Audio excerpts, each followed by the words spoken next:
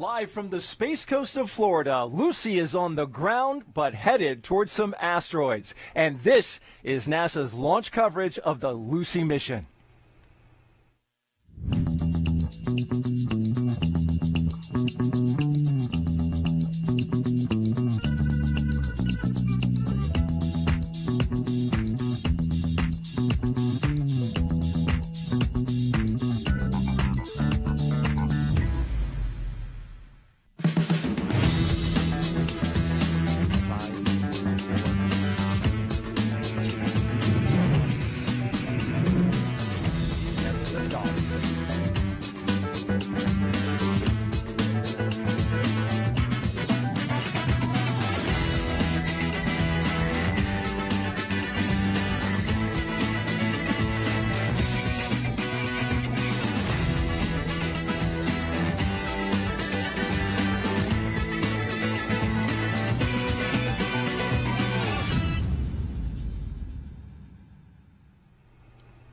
Lucy in the sky with asteroids.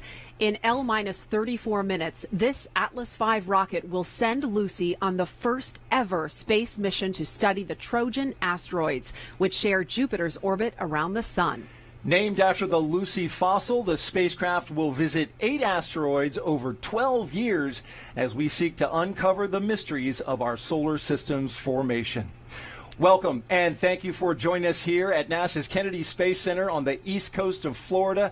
I'm Daryl Nail, and we got a great launch for you. That's right, and I'm Marie Lewis, and we are both vaccinated against COVID-19, which is why we're not wearing masks since we're outside.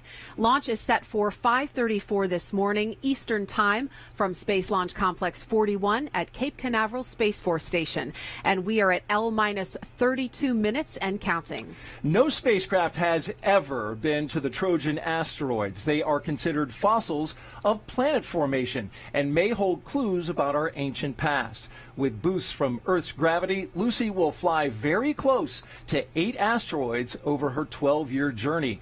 Just as the Lucy fossil has been extensively studied, the Lucy spacecraft promises to teach us about our solar system's evolution, including Earth. Now, no other space mission in history has visited as many different destinations in independent orbits around our sun. And we'll talk with the experts about Lucy's unprecedented journey ahead. That's right, and we'll also hear from the man who discovered the ancient Lucy fossil in Ethiopia in 1974. We'll learn about a special time capsule associated with this mission. Plus, we'll hear directly from the scientists who've spent years working towards this day. And to help us tell their story, we have commentators at the United Launch Alliance Atlas Spaceflight Operations Center, or ASOC as we call it. We also have folks on the roof of that building and at a nearby viewing location. First, let's introduce you to the team of commentators who will be calling the launch today, NASA's Joshua Santora and Mick Waltman. Guys, how's it going over there? Hey, it's going almost unnervingly well. Everybody knock on wood. Start knocking on wood. But I'm joined here with Mick Waltman, the Chief of Fleet Systems Integrations. Mick, always a pleasure to have you with me. Joshua, thanks. It's an exciting time this morning. As you said, it's been a pretty quiet count so far. The teams came on, several hours ago and started preps to get the vehicle ready, and things are looking great. I mean, everything's go so far this morning. We are in this T-4 hold, and the team is finishing up topping and doing their work. So looking forward to that T0. Yeah, it's coming up here. We're on track still for the first opportunity of a 75-minute window. But again, we started fueling about 2 hours ago, and then just about 30 minutes ago, we got into a topping phase with all of our fuels and oxidizers, which basically means that we're at a point where the vehicle's fueled, it's ready. They're simply going through final checkouts and processes, stabilizing and making sure that we're good to go here. Obviously, under the beautiful Lucy spacecraft today, we've got the Centaur upper stage and then the Atlas booster. Mick, a unique Atlas booster, not originally intended for this flight. Yeah, that's true. When we started this mission, the first stage of this Atlas 401 configuration was originally allocated for the OFT-2, or Orbital Flight Test 2 mission that was earlier this year. However, due to some manifest things that went on and due to the nature of Lucy and the planetary window, we had to work with United United Launch Alliance to reallocate that booster, reconfigure a little bit, and get it ready for this morning's launch. So the booster, of course, reallocated from OFT, but the Centaur is brand new for this mission. And as you were saying earlier, finishing up topping, we're getting about 740,000 pounds of fuel on board once we finish fueling here, get ready for launch this morning. Yeah, so things progressing well. A lot of what's left is to get Lucy ready to be living on her own and flying free. And so as we look ahead to the countdown, we have a few things coming up, including a weather check. We also have the spacecraft moving to internal power, and lots more to come. We're excited, so even beyond liftoff today, stay with us. I think that's going to do it for us for the moment. Again, lots more to come ahead. Marie, we're going to send it back over to you. All right. Thank you, Joshua and Mick. We are now at L-minus 28 minutes, 25 seconds and counting. The Trojan asteroids Lucy will visit are named after characters in Homer's famous poem, The Iliad. They are called Patroclus, Menetius, Euripides, Orus, Lucus, and Polymele. And the main belt asteroid Lucy will visit is called Donald Johanson, after the man who discovered the Lucy fossil. Now, the eighth asteroid, Keta, is a small satellite of Euripides. Keta was named after the first woman to light the Olympic cauldron, Norma Enriqueta Basilio Sotelo. We'll show you how Keta was discovered a little later after launch. Right now we are L-minus 27 minutes and counting. Lucy is inside the payload fairing, sitting on top of the United Launch Alliance Atlas V rocket on pad 41. We want to show you what she'll look like once she's flying free in space. Lucy is more than 46 feet long, about the size of a large RV. Most of that length is from her huge solar panels, each almost 24 feet long. Lucy has a 6.5-foot antenna with which she communicates with Earth. And there are three main instruments for remote sensing. Fully fueled, she weighs 3,417 pounds, a little heavier than a mid-sized car, and most of that weight is fuel. Yeah, those solar arrays are really impressive. And studying the Trojan asteroids from hundreds of millions of miles away requires a highly advanced set of instruments. Let's learn more about what's on board Lucy.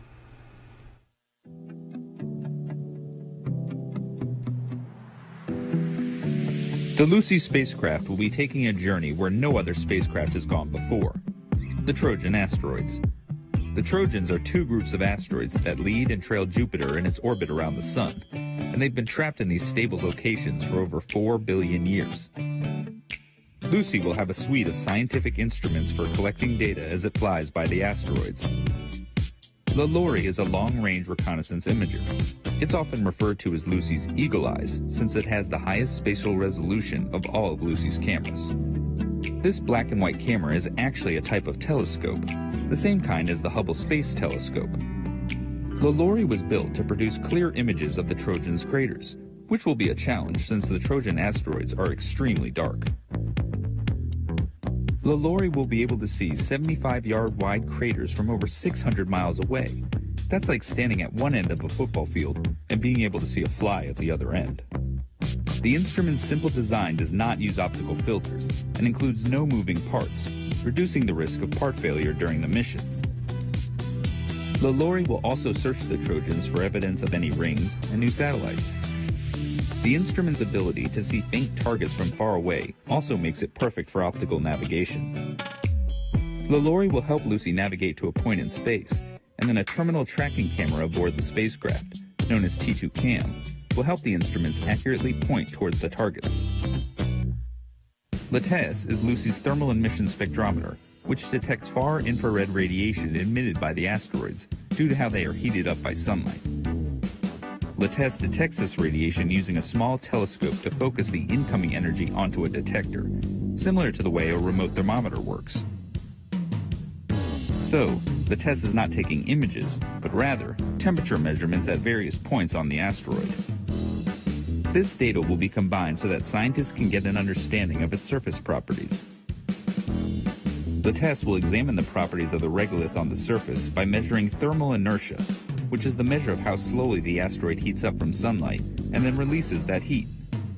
By taking the temperature readings at different parts of the asteroid, the Lucy science team can measure the thermal inertia and figure out how much dust, sand, or rock is present on the asteroid's surface.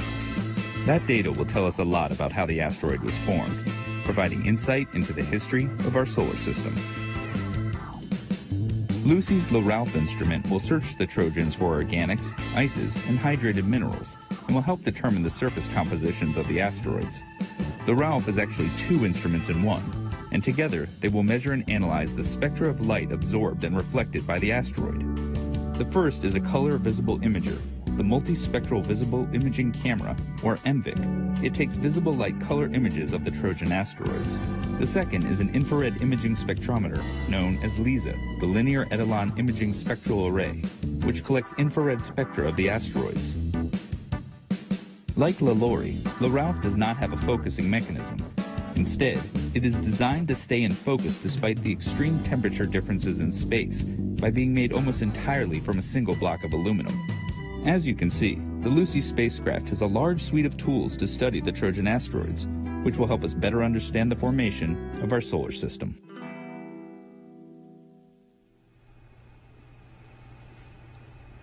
You may have noticed in that video that each of Lucy's instruments has an L added to the beginning of its name. That's meant to designate their attachment to Lucy. And now we're going to hear from the deputy principal investigator for the Lucy mission. She is standing by with NASA's Megan Cruz at the nearby Operations Support Building 2. That's our launch viewing location. Megan, how's it going over there? Hey, Marie, things are looking really great, and it just got better now that I'm joined with Kathy Olkin. Kathy, thank you so much for being here. Thank you for having me. Yeah, absolutely. You know, Lucy is a very ambitious mission. Where did the idea for Lucy come about? The idea for Lucy was really to explore the Trojan asteroids. The scientific community has been wanting to see these objects up close for a long time, and so we finally have a mission that's almost on its way. Yeah, this is really exciting, and I mean, the goal is to study how the outer planets formed, but why is that important for us to understand? Yeah, it's really important to understand solar system formation, to understand where we came from and how our solar system works. It used to be that we had a vision that the solar system was a very calm environment and that everything was very stable. But really, our recent ideas are that it's not like that at all. It's it had been very chaotic in the early solar system history, and that caused small bodies in the solar system, many to be ejected out of the solar system, and a small fraction to be captured in the Trojan asteroids. Gotcha. And it's going to take a very complex trajectory, right, to get to these Trojan asteroids. I imagine that must have been really difficult to plot out 4 billion miles over 12 years. It really was. It took the whole team to be able to make this amazing trajectory that really enables the mission. On the science side, we started with a list of objects that we wanted to compare against each other. And then we handed that off to the mission designers, and they ran with it, and they found an amazing trajectory. And then the people who optimize the trajectory did their work. And so it's really effort from the whole team that got us this awesome trajectory. Perfect. And a quick last question, why 8 asteroids? That's a record-breaking number. It is a record-breaking number, and we really needed to go by 8 asteroids to really explore the diversity of these objects. There's more red and less red. There's smaller and larger objects. There's objects that we're going to be visiting that are remnants from a giant collision, and also a primitive pair, a binary pair that orbits each other. So in order to make all those comparisons, we needed to go past 8 asteroids. Kathy, thank you so much. It sounds so exciting, and honestly, we're so lucky because the weather looks so great right now, right, Daryl? Right, Megan, the weather is cooperating wonderfully. You can't see it because it's dark out, right. But we've got great weather. Had a little bit of rain coming in. Just a little sprinkle. Just a little sprinkle, but it looks clear overall. Let's take a look out at the live shot of our pad and the rocket, and you can see there it is, looking beautiful in the light. Just a note for you, in the upper left-hand corner, there's the L- time, L- 19 minutes and counting. Across the bottom, the progress bar. You see we are in a T-4 hold. More on that in a bit. But we're talking weather now, as you can see, clear through the dark. This is so that ground teams and launch teams can see what's going on with that illuminated pad and monitor what's happening around the rocket. Let's talk more about the weather. And yeah, we had a little bit of rain earlier. Will Ulrich, our launch weather officer, but overall this is looking fantastic from a forecast perspective. That's right, Daryl. Really, all things considered, we couldn't be asking for better weather early this morning. Those sprinkles that you mentioned have since cleared the area, and now all we're left with is partly cloudy skies and light winds, thanks in part to an area of high pressure that remains dominating over the southeastern United States. A live look at satellite imagery behind me shows those mostly clear skies across much of the state, and that's going to make for a great viewing opportunity, regardless of whether you're watching in Jacksonville, Tampa, Orlando, or locally right here in the Space Coast. My colleague Jessica Williams just gave her final weather brief at L-30 minutes to United Launch Alliance, Eastern Range, and NASA officials, and gave a greater than 90% go for weather, so we are not tracking any issues at this time. As a reminder, my colleagues and I are here to ensure that the weather is safe for launch, and we do that through the evaluation of 10 lightning launch commit criteria, which are designed to protect against both rocket-triggered and natural lightning. In addition, we also monitor user weather constraints like surface wind speed and precipitation. And while things are looking really good for launch this morning, should we need to utilize tomorrow's backup window, we do anticipate conditions deteriorating as we see a cold front move through the region. But let's not worry about that right now, because conditions are looking great. Mother Nature is giving her thumbs up, and I'm happy to report that the 45th Weather Squadron is go for weather. Daryl?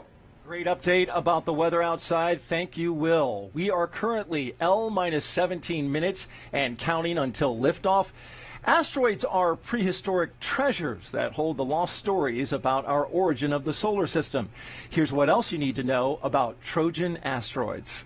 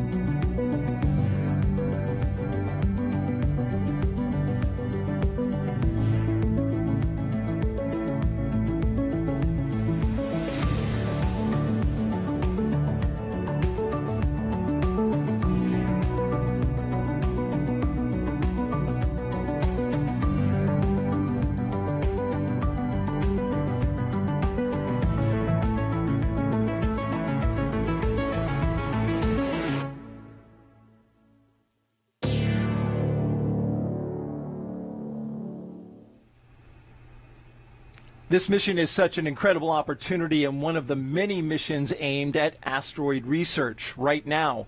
Let's head back out to NASA's Megan Cruz, who is with the head of NASA Science Missions. Megan. I am Daryl. Joining us right now is Dr. Thomas Zurbuchen. He's the Associate Administrator for NASA's Science Mission Directorate. Good to have you here this morning. I'm so glad to be here. What an exciting morning. It is, and I'm so glad you're here because I got to ask you a question. You know, first off, tell me a little bit about the Science Mission Directorate. What's the goal there? Well, so we're the organization at NASA that does all science, you know, and it, of course, is planetary science, just like we're launching today. It's also astrophysics. I just got a picture of the James Webb Space Telescope that in the crate there in Kourou getting ready for launch, and then it's the earth science, heliophysics, also biological and physical sciences. That's all the science we do at the agency. Just an amazing amount. Yeah, and when you became Associate Administrator of the Science Mission Directorate, Lucy was the first mission you selected. Why is that? Well, so the timing was there. We had 5 mission candidates, and I have to tell you, it was the first. It's one of these amazing decisions, and of course, many people helped with that.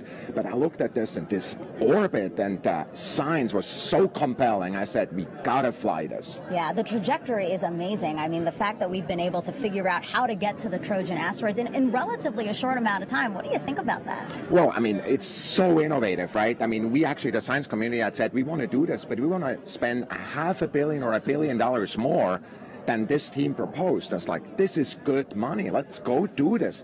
It's really innovative. Mm-hmm. Absolutely.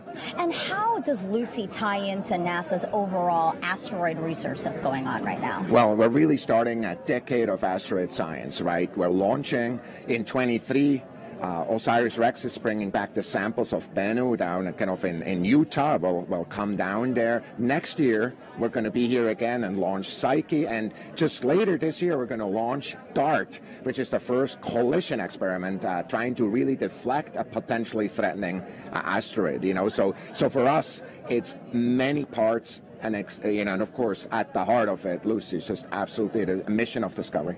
Yeah, we're really doing a lot of amazing things, and I think that you have a lot to do with that. So thank you so much, Dr. Zurbuchen. I really appreciate you being here today. Appreciate it, Megan. Thanks so much. Awesome. Daryl, back to you. All right, thank you, Megan. And we're just seconds away from the NASA Launch Manager poll, so let's get out to Joshua and Mick to pick it up. Guys? Hey, thanks, Daryl. Yes, things, again, proceeding really well. Appreciate the report from Will Ulrich, because the weather is always the other side of the coin, right?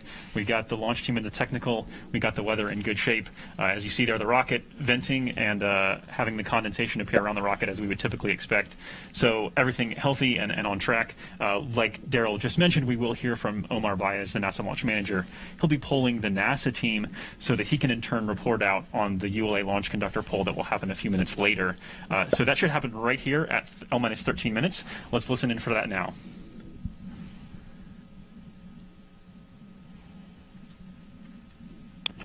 This is the NLM on the NLMnet, just providing an update. The range did notify us that one side of the JDMTA command site. Hey, so let's go ahead and we're going to step away from that for now, and we're going to, obviously there's something developing there. We were expecting to get that poll, and so we want to be respectful of what's happening there. The technical data, we're not sure that that's going to be approved for release, so obviously we'll be standing by to pay attention to that and give you updates as we understand more, but do want to kind of get back on track with talking about the, we are hearing that we think Omar is going to pick up with this poll.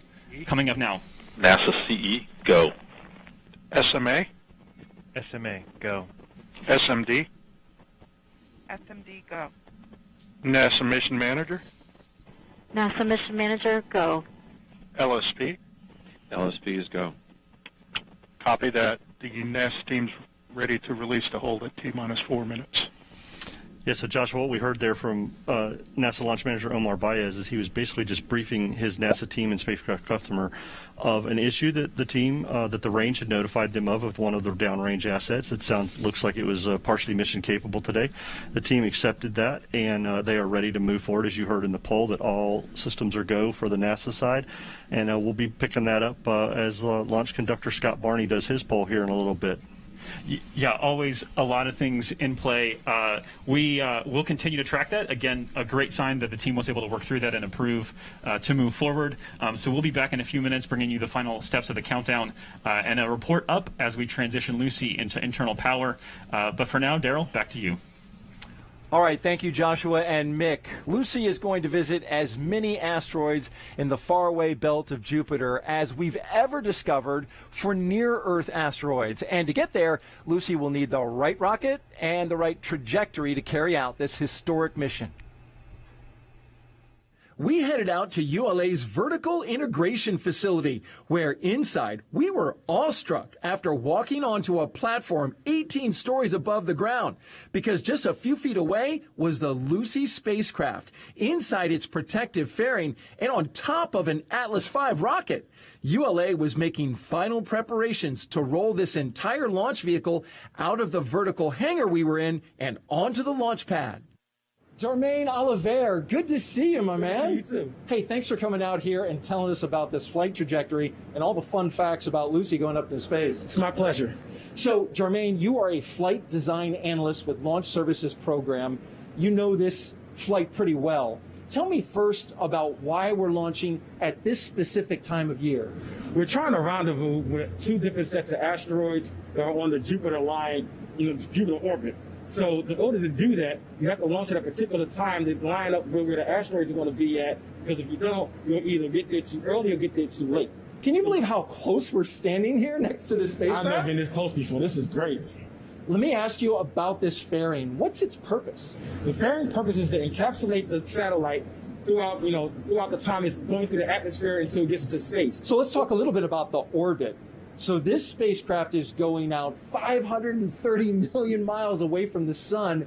That's far, and it takes a careful orbit to get there. Yes, what happens is you have to use Earth gravity assist to slingshot yourself to each of the different asteroid Trojans. So Lucy weighs about the same weight as a mid-sized vehicle, 3,400 pounds or so. Yeah. So it's pretty heavy. What kind of thrust does this rocket need to get it up off the ground and into space? Max thrust on this particular rocket is about 930,000 pounds of thrust, and to get Lucy on a trajectory that's going about maybe 27,000, 28,000 miles per hour. Tell me about this rocket configuration, the Atlas 401. It's just a 4-meter fairing that works great for this mission because given the spacecraft's weight, about 1,500 kilograms, and where it's going, the energy that it's going to, this particular rocket fits perfectly with it. I'm really excited about the journey as it begins right here, right now, with this entire rocket and spacecraft rolling out to the pad. That's pretty cool. Yes, it is. I've never seen it before, actually. I'm excited to see how this goes today. You want to jump on and ride with the MLP? Oh, no, thank you. I'm fine. You don't pass on that? I'm okay. Okay. Oh, look there. It's moving. Check it out. Well, Lucy's journey has begun. Isn't it amazing? Yes, it is. Lucy's on her way. Jermaine Oliver with Launch Services Program. Thank you so much for being here. Oh, it was a pleasure being here. Thank you for having me. And as that rolled out, we had to take some pictures and even a selfie because, you know what? I feel like we're the last people to be that close to that spacecraft going so far away. Yeah. I mean, and few people get to be at the base of the pad. Even fewer get to be inside the VIF, especially at that moment of rollout. So that was a really cool opportunity that you had. All right, we are inside of L-8 minutes and coming up on the launch conductor poll shortly. So we want to hand it over to Joshua and Mick to take us the rest of the way through the countdown. Joshua? Hey, thanks, Marie. I would love to say that rocketry is a team sport, and that's what we're going to get to kind of hear with this launch conductor poll in just a minute. 4 major teams at play this morning. NASA Launch Services Program responsible for the launch. United Launch Alliance providing the vehicle, the ride to space. We have the Southwest Research Institute, the NASA's Goddard Space Flight Center, and Lockheed Martin, part of the spacecraft team, and then the Space Force. Yeah, Joshua, we're very happy to have Space Force here as they protect the range and look at the weather. They're also responsible for vehicle and personnel safety today. Status check to proceed with terminal count. Atlas systems, propulsion. Go. Hydraulics. Go. Pneumatics. Go. LO2. Go. Water. Go. Sensor systems, propulsion. Behind. Go. Pneumatics. Go. LO2. Go. LH2. Go. HASGAS. Go. Electrical systems, airborne. Go. Ground. Go. Facility. Go. RFFTS. Go. Flight control. Go. GCQ. Go. Operations support. Go. COM. Go. Umbilicals. Go. ECS. Go. Red line monitor. Go. Quality. Go. Ops safety manager. Go. ULA safety officer. Go. Vehicle system engineer. Go. Anomaly chief. Go. Range coordinator. Clear to proceed. Launch director. You have permission to launch. Proceeding with the count. ALC, verify T0 is set for 0934 Zulu. Verified.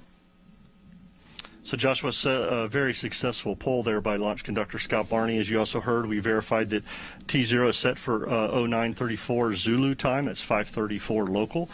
Very happy to hear everybody green and go, and in particular, our friends at the range there, our Space Force friends, gave a clear for the range today. That's awesome. They're doing their job not only with weather but the safety. We also heard a little earlier in the count this morning that the range reported there are no COLAs this morning, which are collision avoidance assessments. So we are good for our first initial part of the launch window this morning, 5:34. All steps are complete prior to terminal count. Yeah, big thanks to the Space Launch Delta 45 folks for all their support. So looking ahead to terminal count, we just heard the call that the spacecraft is configured for flight. That includes being transitioned to internal power. And then, like I mentioned before, the next few steps are all about getting the launch vehicle and the spacecraft able to live on their own. So those are the things coming up here. We do have this release of the built-in hold. The eagle-eyed viewers that can see behind us might have noticed that there's a clock sitting at T-minus 4 minutes and holding. It's been that way for our entire show so far. That will then sync up with our L clock you see on screen at this moment, and those will count towards 0 together. Again, everything looking great for liftoff on time here at 5:34. Yeah, Joshua, as we come out of this hold, what's very impressive this morning is this Atlas 401. We heard Jarmaine talk about it. It's a 401 configuration, a 4-meter fairing, 0 solids on it, and 1 single Centaur engine on the second stage. This is a great configuration for the Lucy mission. It is the most common flown configuration by United Launch Alliance, and this will be the 89th Atlas V launching, so we're very proud of that. 2, 1, mark. And there we go. The clocks are released, so we are ticking down here towards liftoff. Ground pyros enabled. Yeah, we'll hear the team securing a lot of their things, getting their final configurations in place, and making sure the rocket is ready for a T0 liftoff this morning. So the team will be working very quickly. Yeah, and opposed to the missions that we might be used to with where we're hitting a low Earth orbit trajectory, this one is going into deep space, and so we'll be exceeding escape velocity of Earth this morning. So that's up and over 25,000 miles per hour. We know that over the course of Lucy's mission, she will get up to about 400,000 miles per hour. So very, very fast with all those Earth gravity assists. And for those that are in the physical area, you'll also notice that this rocket will take a little bit more of a southern track than we're typically used to seeing. We usually see rockets take off more towards the northeast. This one will move a little bit more towards the southeast than is typical. Yeah, and with that southerly trajectory, people ought to be able to see some great things with the weather the way it is today. 3 minutes.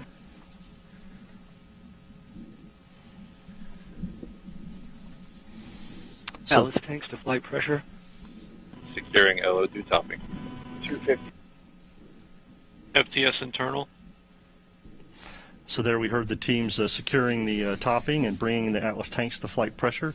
That's a huge milestone as we get ready for T0 this morning. The teams have finished putting LOX and hydrogen on board and making sure that all that 740,000 pounds of fuel is there for liftoff of Lucy. We also heard that the team brought in the flight termination system arm. That is part of the range safety that is needed for the vehicle as we lift off this morning. Yeah, previewing what's to come ahead, so stay with us after liftoff.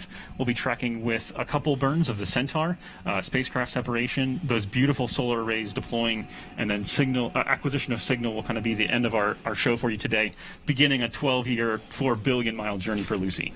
Absolutely. 159. Vehicle internal. 155. Launch sequencer start. 150. Securing Centaur LH2. Securing Centaur LO2. 140. Launch enabled. 137. FTS armed. 90 seconds to go.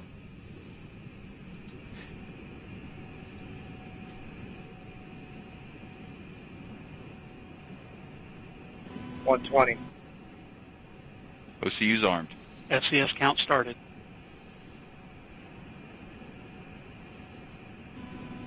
$110. Vent valves locked.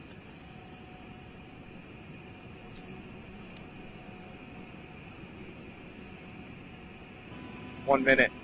Rock, report range status. Range green. All right, so stay with us again after liftoff. We'll also have the voice chiming in from Rob Kesselman from ULA. He'll be providing the launch vehicle ascent data.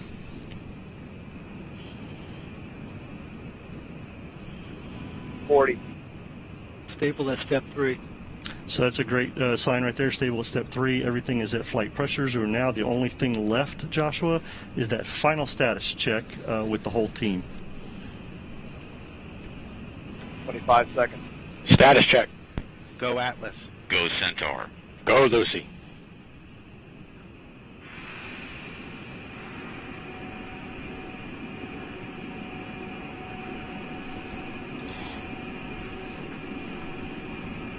Seven, 6, 5, 4, 3, 2, 1, 0.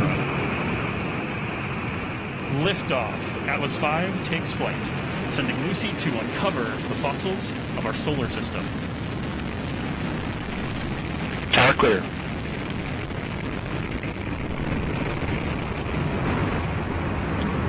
RD-180 propellant utilization has gone to closed loop control. The vehicle has begun the pitch yaw roll maneuver.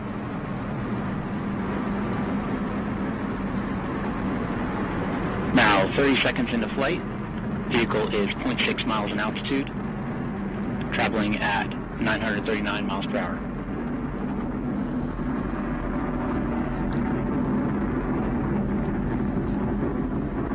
RD-180 performance continues to look good at this time.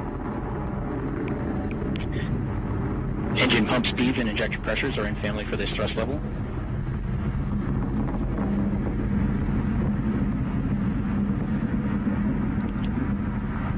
Atlas vehicle attitude remains stable at this time. Attitude rates near zero in all axes. Now at T plus 70 seconds into flight, vehicle is 4 miles in altitude, 0.2 miles downrange distance, traveling at 1,200 miles per hour. Mach 1, Atlas is now supersonic.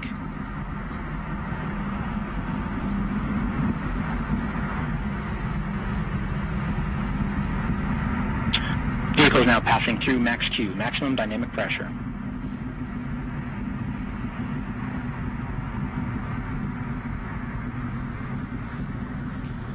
The vehicle is now throttling down slightly.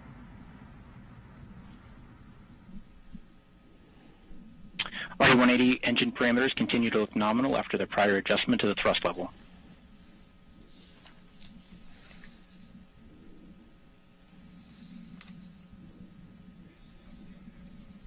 Approximately 2 minutes remain in the Atlas booster phase of flight.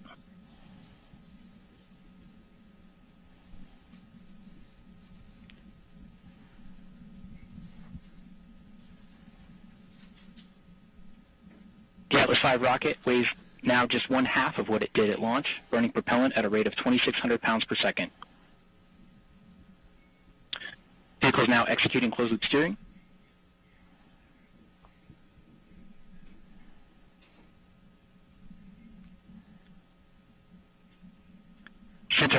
Centaur reaction control system is now pressurizing the flight levels. So beautiful launch sequence there. We do have another minute and a half or so to go with the booster in operation, getting Lucy. We're now just under 3 minutes into flight. Atlas is 33 miles in altitude, 59 miles downrange distance, traveling at 5,600 miles per hour.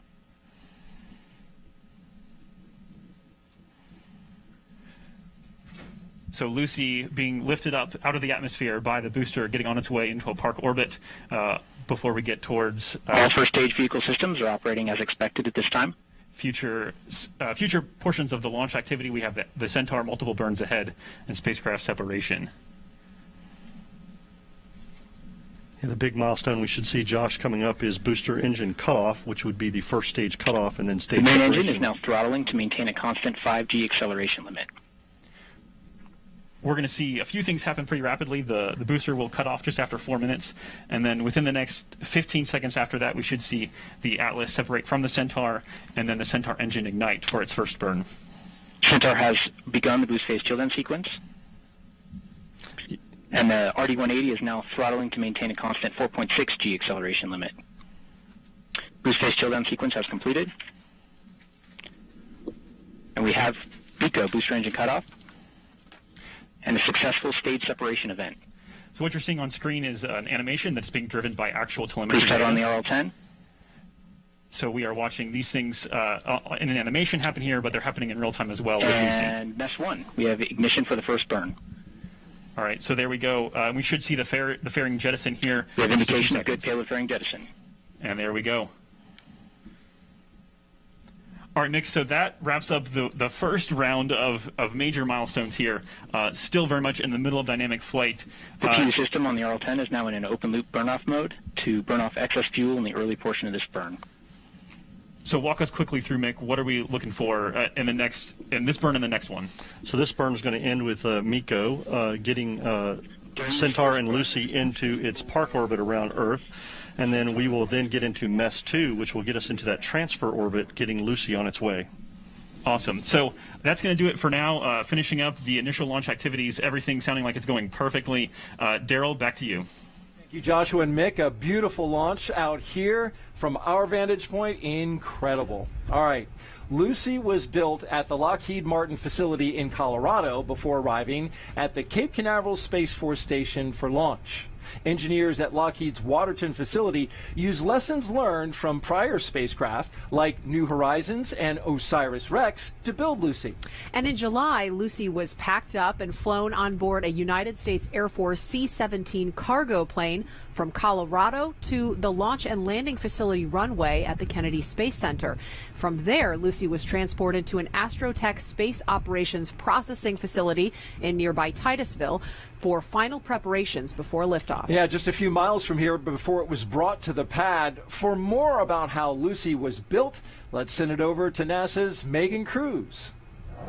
Hey, Daryl. Yeah, right now I'm joined by Ari Vogel. He's the Deep Space Exploration Director at Lockheed Martin Space. How are you? I'm doing wonderful. Thanks so much for having me. Wasn't that just a beautiful launch? What did you think about that? Incredible. You know, seeing it go over the clouds and brighten up the whole sky was just fantastic. Yeah, to see it rise over the clouds, because, you know, we lost it a little bit because of some cloud coverage, but then it just rose out of it. It was so beautiful. And, you know, I really wanted to talk to you because your team at Lockheed Martin Space knew that you were going into a project that would require you to develop a spacecraft that would travel farther than any other solar-powered spacecraft ever. I mean, was that intimidating?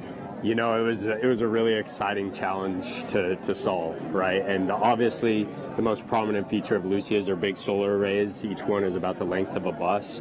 And, you know, what we did is we basically just broke the problem down into smaller pieces and then applied systems thinking to make sure that the design trades we were doing didn't impact, or that we fully understood the impacts for over the 12-year mission. So, you know, being the farthest solar-powered spacecraft is certainly something that was difficult to prepare for, as is going to a record 8 asteroids in one mission. But that's why we have such a comprehensive Test Like You Fly program at Lockheed Martin, and we took it through the ringer at our facility in Denver. Yeah, and you did it all within 14 months. That's during a pandemic. That's incredible. Can you talk to me about the challenges of that? Yeah, you know, it's really awe-inspiring. I mean, to be able to build a one-of-a-kind spacecraft during normal circumstances is incredible. And the team just really pulled together, didn't miss a beat, connected and collaborated, you know, made sure that we didn't have any mistakes. And it really accelerated some of our digital transformation initiatives too, having to work during the pandemic. And not a single shift was missed during integration and test due to COVID. So team just did an awesome job, leadership with the preparation and the over-communication and the transparency. And then all the team, you know, just didn't let their commitment to Lucy waver. And I think the thing that I'm most proud about actually is that through it all, we still continued all of our STEM events, all our mentoring, our coaching, Lockheed Martin, NASA, Southwest Research Institute, hundreds of thousands of hours into that. So it was really, really a great job. And really quick, you also built the antenna that's on there that's going to help us communicate with Lucy. Can you tell me a little bit about that? Yeah, we did. 6.5 foot wide antenna that we built. Main job is to do the communication between the spacecraft. And, you know, it's also going to send back some of the first images of the Trojan. So the whole team is super excited for that. Yeah, absolutely. Thank you so much, Ari. I really appreciate you being here today and for bringing Lucy to life. So thank you. Thanks for having me. All right, Daryl, back to you. All right, thank you, Megan. And in case you're just joining us, we here at NASA are at the beginning of Lucy's 530-mile journey to the Trojan Asteroids beyond the sun, going to the same orbit, Marie, as Jupiter. That's right. It was a beautiful launch here. We could see it light up the water behind us, and we actually had a gator in the water just behind us. Oh, joining us for liftoff. Yeah. Lucy is named after a skeleton fossil more than 3 million years old. Lucy was an early human ancestor, and the Trojan asteroids are fossils, too, of how planets were formed.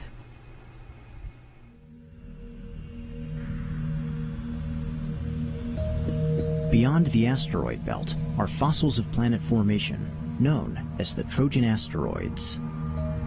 These primitive bodies share Jupiter's orbit in 2 vast swarms, leading and trailing the planet.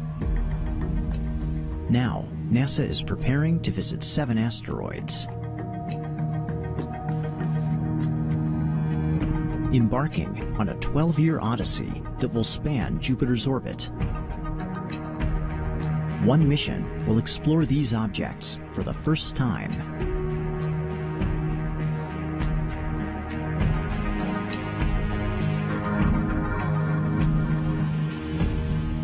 Lucy, the first mission to the Trojan Asteroids. And another special guest that we had watching the launch from the Atlas Spaceflight Operations Center was none other than NASA's Associate Administrator, Bob Cabana. He is standing by with Blair Allen of NASA Edge. Actually, they're telling me that we lost audio with that group, so we will come back to that if we can, but while they try to work out their audio issues. But Daryl, we had a really unmatched view of launch here. It was just spectacular. Yeah, it was incredible because we're sitting, you can't really tell, but this behind us is the Kennedy Basin, right, the turn basin where they brought in, the space shuttle main tank, as well as just recently the core stage for the Artemis rocket, which is in the VAB right now getting stacked. You're looking at the flight of Centaur and Lucy. We are L plus 11 minutes and 26 seconds as we cruise along, and we want to talk a little bit now about the message that Lucy is going to be sending. That's right. Lucy is carrying something on board. Aside from her scientific instruments, she's got something a little more philosophical. There is actually a plaque affixed to the side of the Lucy spacecraft, and it contains quotes and messages from artists, poets, and thought leaders. And the plaque is meant to serve as a time capsule of sorts for our own descendants. You see, after Lucy's 12-year mission is complete, the spacecraft will remain on a stable orbit, traveling back and forth between the Earth and the Trojan asteroids for perhaps hundreds of thousands of years. And one day, in the distant future, our descendants may be able to retrieve Lucy. There it is, the plaque you can see on the side of the spacecraft. Wow. This was before Lucy was packed inside the payload fairing. But this is meant to be a relic for our descendants of the early days of humanity's exploration of the solar system.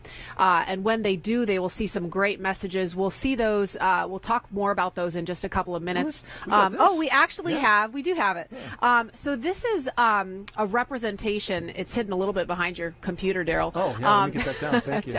But this is the actual plaque on the spacecraft is about a tenth of the size of this, so this is blown up. Yeah. But it's got a diagram on it. This shows the positions of the planets as they are today on the day of the Lucy launch. That's right, and there are some great quotes. You mentioned some of the great philosophers and thought leaders over time. Down at the bottom left, you can see that one there is from Albert Einstein. The important thing is to never stop questioning. And then in the middle, we've got the Beatles. In fact, every single Beatle is here, including John Lennon.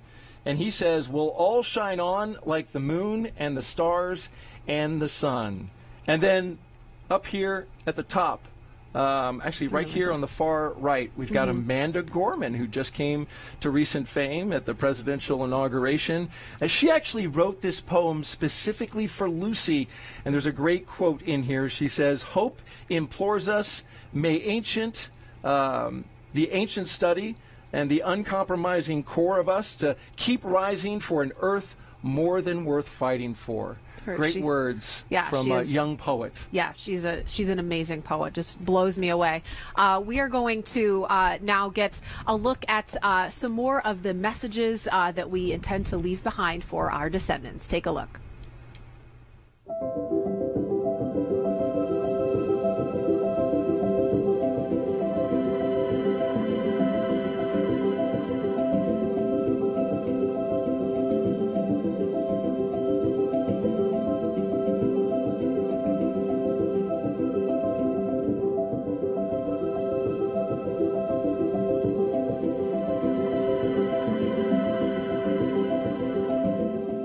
And this is what I want to say to people, to beings, to consciousness who are so far away, I can't even imagine them. To represent our culture accurately, we should include hopelessness, risk-taking, the role of fortune, good or bad. To understand each desire has an edge, to know that we are responsible for the lives we change. No faith comes without cost. No one believes without dying. There are no curses, only mirrors held up to the souls of gods and mortals. Remember, you are all people, and all people are you. Remember, you are this universe is you.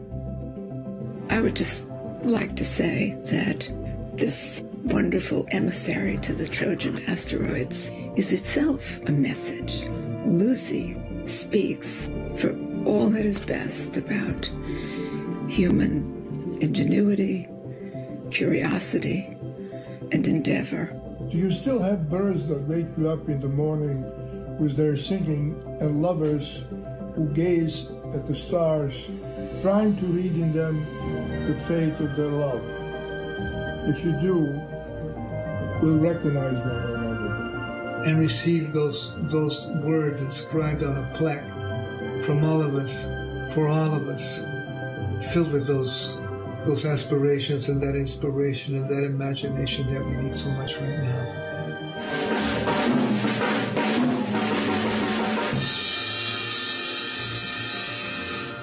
A little noisy, but I'm so excited. Lucy is going back in the sky with diamonds. Johnny will love that. Anyway, if you meet anyone up there, Lucy, give them peace and love from me.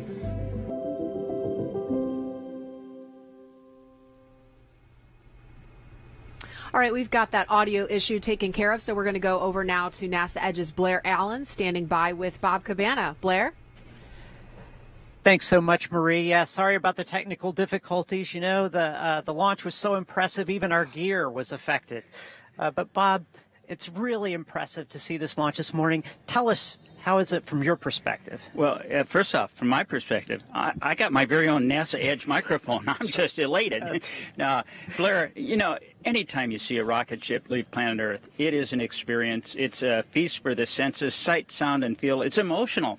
And having Lucy on board, I mean, this is the coolest darn mission, going to the Trojan Asteroids, looking back at the beginning of our universe 5 billion years ago, absolutely amazing. And that's kind of what's impressive. I mean, we're talking about this important science mission, but here at Kennedy, we've had 24 launches so far. What's going on? Well, I tell you, first off, I could not be more proud of our NASA team, our contractor civil service team that has persevered through this pandemic, not missing a beat, you know, making all our missions. I mean, we've launched humans to the International Space Station for the first time since the end of the shuttle program during it. We've launched Perseverance to Mars. You know, we're getting ready to launch James Webb here in December. That's going to be amazing. And getting Lucy off on time. You know, if we didn't get off in this launch window, we're talking another year before we launch. Yeah, and that is impressive to see how things came together so perfectly. But tell us a little bit about what's coming down the pike. We've seen a lot of things happen here at Kennedy and lots of things to look forward to. Well, absolutely. You know, I mean, first off, from a science mission point of view, of course, next month we're going out to the West Coast for DART. Then we're coming back here in December for IXBI. In December, down in French Guiana, we're launching James Webb. What an amazing telescope that's going to be. A 21-foot mirror, you know, and then a solar shield, a sun shield the size of a tennis court. You know, they talk about the 9 minutes of terror landing on Mars. Right. We're talking 4 weeks of nail biting as that thing unfolds. But to look back 13.5 billion years, almost to the beginning of our universe, you know, 350 million years from the beginning, it's going to be amazing. And then over in the vehicle assembly building over there in High Bay 3, stacked up, is that awesome Space Launch System, that Boeing core stage with the Northrop Grumman solids and those 4 Aerojet Rocketdyne RS-25s. Yeah. The Orion spacecraft rolls over here on the 19th, stacked on top. It's going out to the pad for a wet dress rehearsal, and then we're going to launch it to the moon. We're going to do that first test flight without crew in preparation for going back to the moon in a sustainable way so that we can go on to Mars. Just so much going on. I love it. Thank you so much for being on the show. From Center Director now to NASA Administrator, back to you, Marie. Great things here at NASA. All right, thank you, Blair. One of the asteroids Lucy will visit, Euripides, has already given researchers a recent surprise revealed by the Hubble Space Telescope. Take a look. On January 9th, 2020, NASA's Lucy mission team revealed that the spacecraft would be visiting not 7 asteroids as planned, but 8. As it turns out, Euripides, one of the Trojan asteroids along Lucy's path, has a small satellite or moonlet orbiting it. Finding these tiny new worlds before Lucy is launched in 2021 means that the team can investigate their orbits and plan for more detailed follow-up observations during flybys. Dr. Keith Knoll and other Lucy science team members have been using the Hubble Space Telescope to search for satellites and rings around Lucy's targets. This can be challenging, since the raw images are often filled with bumps, blobs, and diffraction spikes. The Lucy team didn't see any evidence of a new satellite until November 2019. After experimenting with the brightness and contrast on the Hubble images, Dr. Knoll saw a peculiar faint spot near the much brighter Euripides. Dr. Mike Brown, another team member, noticed the spot showed up in a slightly different position on another set of Hubble images taken 2 days later. This change suggested that the spot was an orbiting satellite. The team went back to Hubble and got 3 more chances to make observations of the possible new satellite. On the first 2 tries, the little moonlet was nowhere to be found.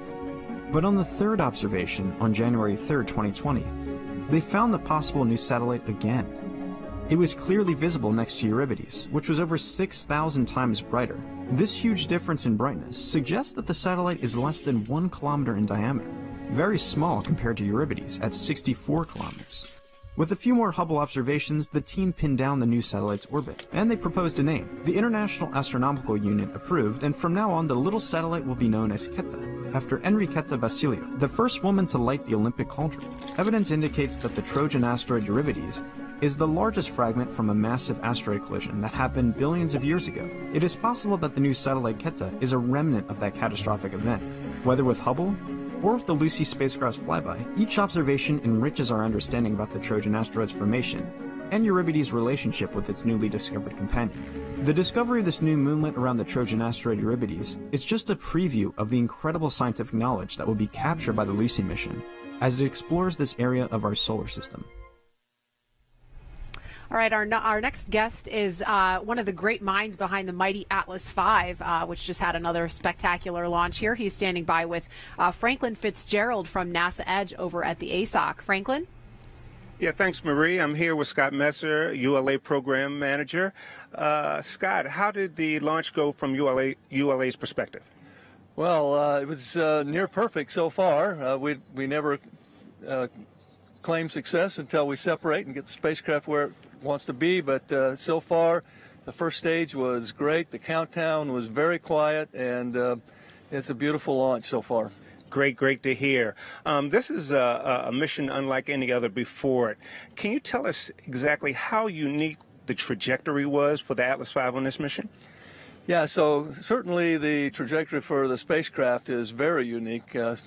Probably never been done before. But from an Atlas standpoint, we've launched many planetary missions over the years, and we just kind of did our standard thing in order to get the spacecraft ready to go.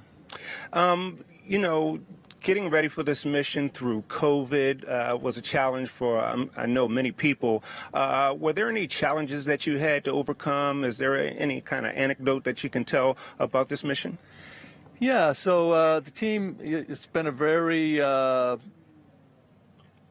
aggressive week, a couple of weeks with us. You know, we launched Landsat 9 just a few weeks ago, turned around the end of the week, so we launched on Monday, and we turned around and had the wet dress rehearsal here for Lucy on Friday, and then turned around and did our Vulcan PTT test here.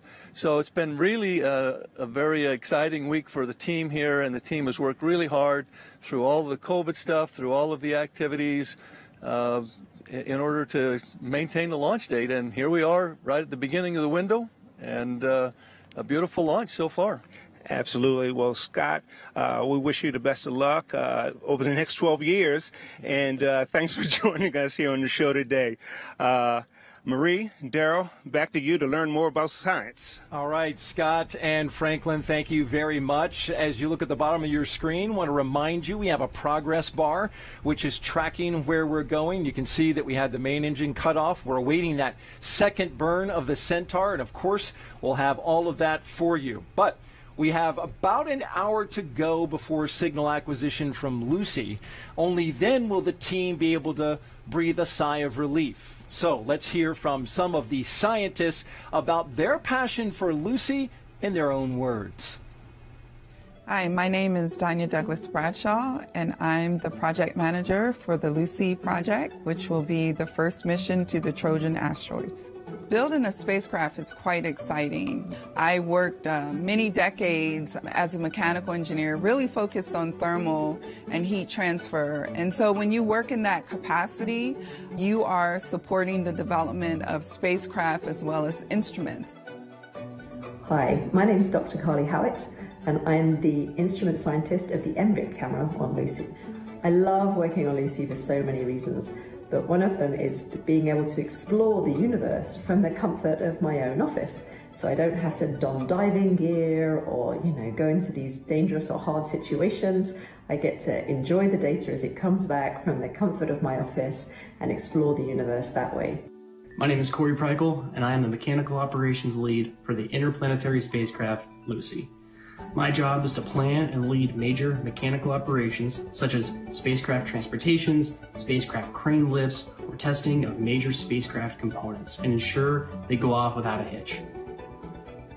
My name is Mike Zakaric. I'm the Deputy Project System Engineer for Lucy. The thing I like the most about Project System Engineering is that you get to touch all aspects of the mission, from the spacecraft, payload, launch vehicle, ground systems, flight dynamics. Project System Engineers have oversight of all of those different aspects of the mission. I'm Tiffany Kapler. I am a public outreach specialist with the Lucy mission. And one of the things that I love about my job is that it gives me an opportunity to use my creativity and share my enthusiasm for science with others while I get them excited about space exploration.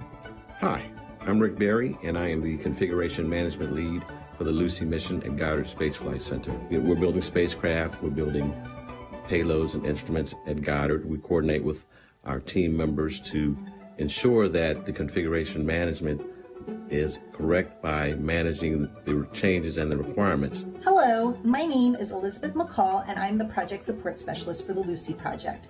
One of the more memorable experiences I've had was just in July of this year.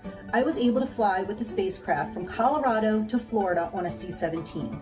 My name is Vince Elliott, and I'm the Lucy Deputy Project Manager over Resources. I lead a team of 12, and they are exceptional at what they do. It also means I get to work with some of the brightest engineers and scientists the world has ever known, doing something that I love. Hi, my name is James Traley, and I'm a producer and animator at NASA Goddard Space Flight Center. And I created the video series you're currently watching right now. I'm so excited to see Lucy launch, and I can't wait to share the complex and exciting discoveries that we make out there at the Trojans to you, the public, through film and animation. Go NASA, go Lucy. This Lucy mission is dedicated to a number of team members at NASA and United Launch Alliance, some of them no longer with us today. There are 3 dedications placed on the side of the Atlas V rocket. The first says Lucy Strong, recognizing the team's hard work throughout the COVID-19 pandemic. There it is. We got a shot of it before liftoff. And the second is a memorial to ULA team members Mark Kazabowski and William Billy Joyner. Mark was an accomplished engineer and respected mentor. During his 30-year career, he focused on launch vehicle structures and integration. He led the structural design of the Atlas II, 2AS, and 3 development programs. Mark was also a family man, reminding his team always to take care of themselves and their families. Billy spent much of his 35-year career at Lockheed Martin and ULA. He was an accomplished technician who supported critical payload processing for the Department of Defense and NASA. Billy was known for his diligence and dependability, contributing to the successful launch of many historic missions. He was a great friend and teammate to many. And finally, a dedication in memory of Craig M. Whitaker. His 40-year career began as a student with the Navy. You can see his name there, also on the rocket. That led him to NASA, where he was a founding member of NASA's Launch Services Program in 1998. Craig was instrumental in developing and managing the program's launch service contracts over many years. The final highlight of Craig's career was the award of the Atlas V rocket for the Lucy mission. Craig was a devoted family man, a respected leader, and a humble public servant. And we are here with his son. Craig Whitaker's son, Jared Whitaker, vehicle systems engineer, who also works just like his father did for NASA's Launch Services Program. Jared, great to have you here. I appreciate it. Glad to be here. How was the launch? How was the experience being up there and watching this rocket, which had been dedicated to your father? It was really, really great. I mean, I usually work on the missions and things, and so sitting on console, so it was really great to be able to see it from this vantage point out here at OSB2. Fantastic view from up there, and night launches are always spectacular, and so just really enjoyed it. What did LSP mean to your father, the Launch Services Program, and then you following in his footsteps? Yeah, so like LSP, I think he really embodied a lot of the things that LSP stands for, like a good family man, as we said, really dedicated to the work, dedicated to his family, and always curious, always learning new about science missions and things like that. Really meant a lot to him. So I think he definitely enjoyed his 20+ years with LSP and all his time with NASA for sure. And Jared, we know your dad was one of the founding members of LSP from its earliest days in the 90s, and now you work for the program yourself. I got to ask, did his influence kind of steer you in that direction? Oh yeah, I would say absolutely. Yeah, in 1998, I was only 7 years old, and so every afternoon, pick me up from school or whatnot, go home, and over dinner we'd have conversations about what the last science mission was, what was coming up with LSP, and so he always encouraged me to do whatever I wanted, but I definitely enjoyed going into engineering. And I ended up coming to LSP. I think in my heart I always knew I was gonna Yeah. end up with LSP, and I'm very glad I did. And so enjoyed the couple of years we got to work together and share more from the business side from him and more from the engineering side from me. It was a nice give and take. So really enjoyed our time for sure. Yeah, and glad you got to actually enjoy it as a spectator for a change instead of working. It was very relaxing. It was nice. Yeah, great. And there was some overlap between you and your father at LSP? Yeah, so I finished my master's in mechanical engineering in 2015, and so we worked together almost 5 years. So it was really nice. Like on some afternoons, like later in the week, he'd come by. We're not morning people, so we'd come by in the afternoon and chit chat about how things were going and what our plans for the weekend were. So it was nice to just pass by him and kind of talk a little bit of work, a little bit of personal stuff at the end of the day, and it was really enjoyable to be able to be with him. That's awesome. Yeah. As a non-morning person myself, I used to appreciate you getting up early with us. It was well worth it. Well worth it. Thank you so much, Jared. Thank you all. Thank you. All right. Thank you for being here. All right. Learning what an asteroid is made of without coming into contact with it takes the right scientific instruments. We'll talk about that in a moment. But first, let's check in with Megan Cruz on top of OSB2 with another program scientist. Megan. Hey there, Daryl. Yeah, now I have Tom Statler. Tom, what did you think of the launch today? Oh, it was absolutely beautiful. Absolutely. I just couldn't have hoped for a more spectacular launch. Yeah, and you're the program scientist on this mission. Can you talk to us about what that role entails? Sure. I mean, all of our missions have program scientists at headquarters. We're the main science advocate for the mission, and we also work with the mission teams kind of as coaches to make sure that the science ambitions that they have for the mission fit with NASA processes. Gotcha. And we saw Lucy lift off about 30 minutes ago.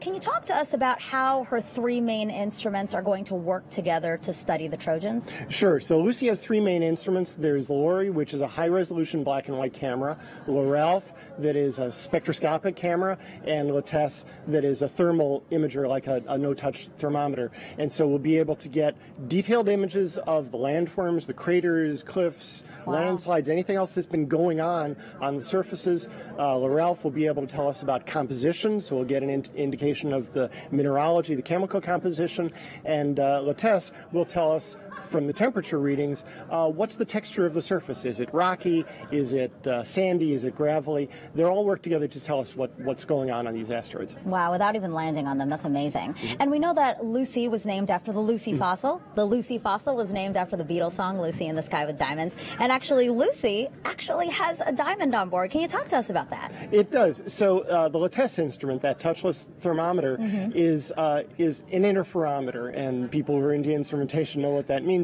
But in an interferometer, you need to divide the incoming light into two paths, and so you need a device, an optical device called a beam splitter. And one of the best ways to make a beam splitter is to make it out of synthetic diamond.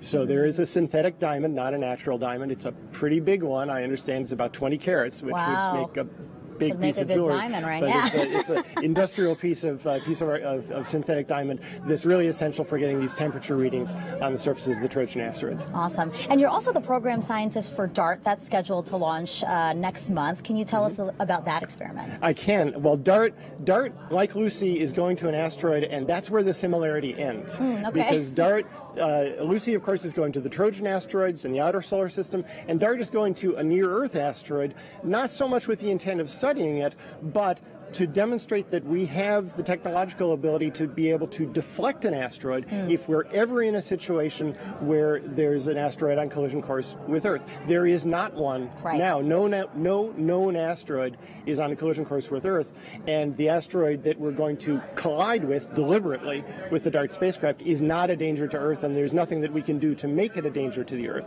But we're going to test our ability to target an asteroid, to execute a kinetic impact, that is, run a spacecraft into it, and then we're going to test the asteroid's response to that impact. How much do we move it by, and how effective that will be to protect Earth in the future.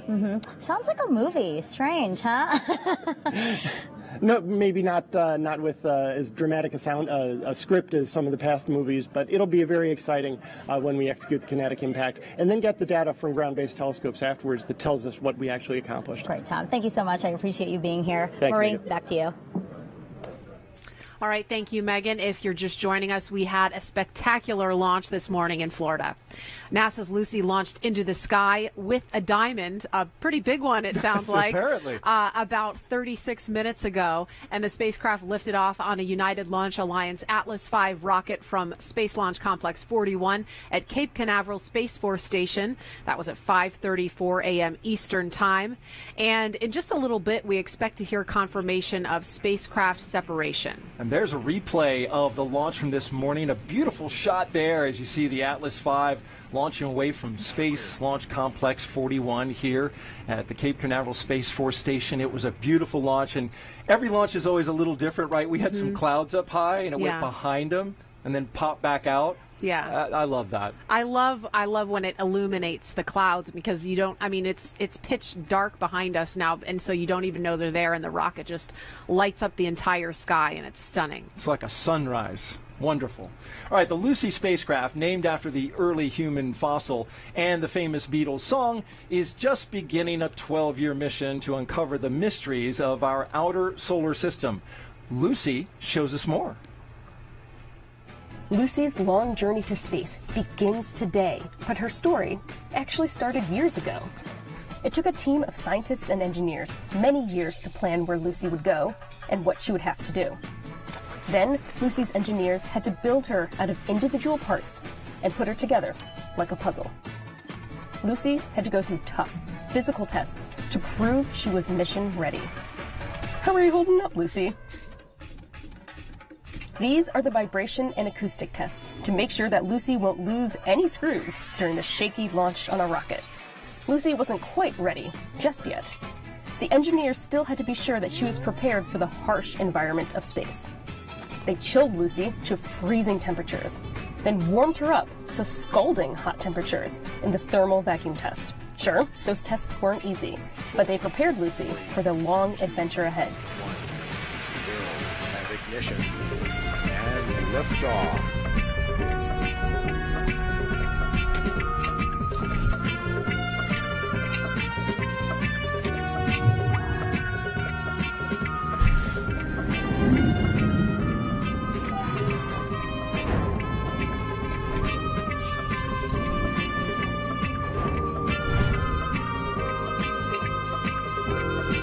We're glad you can join Lucy on her adventure to explore the Trojan asteroids. Now, let's get the journey started.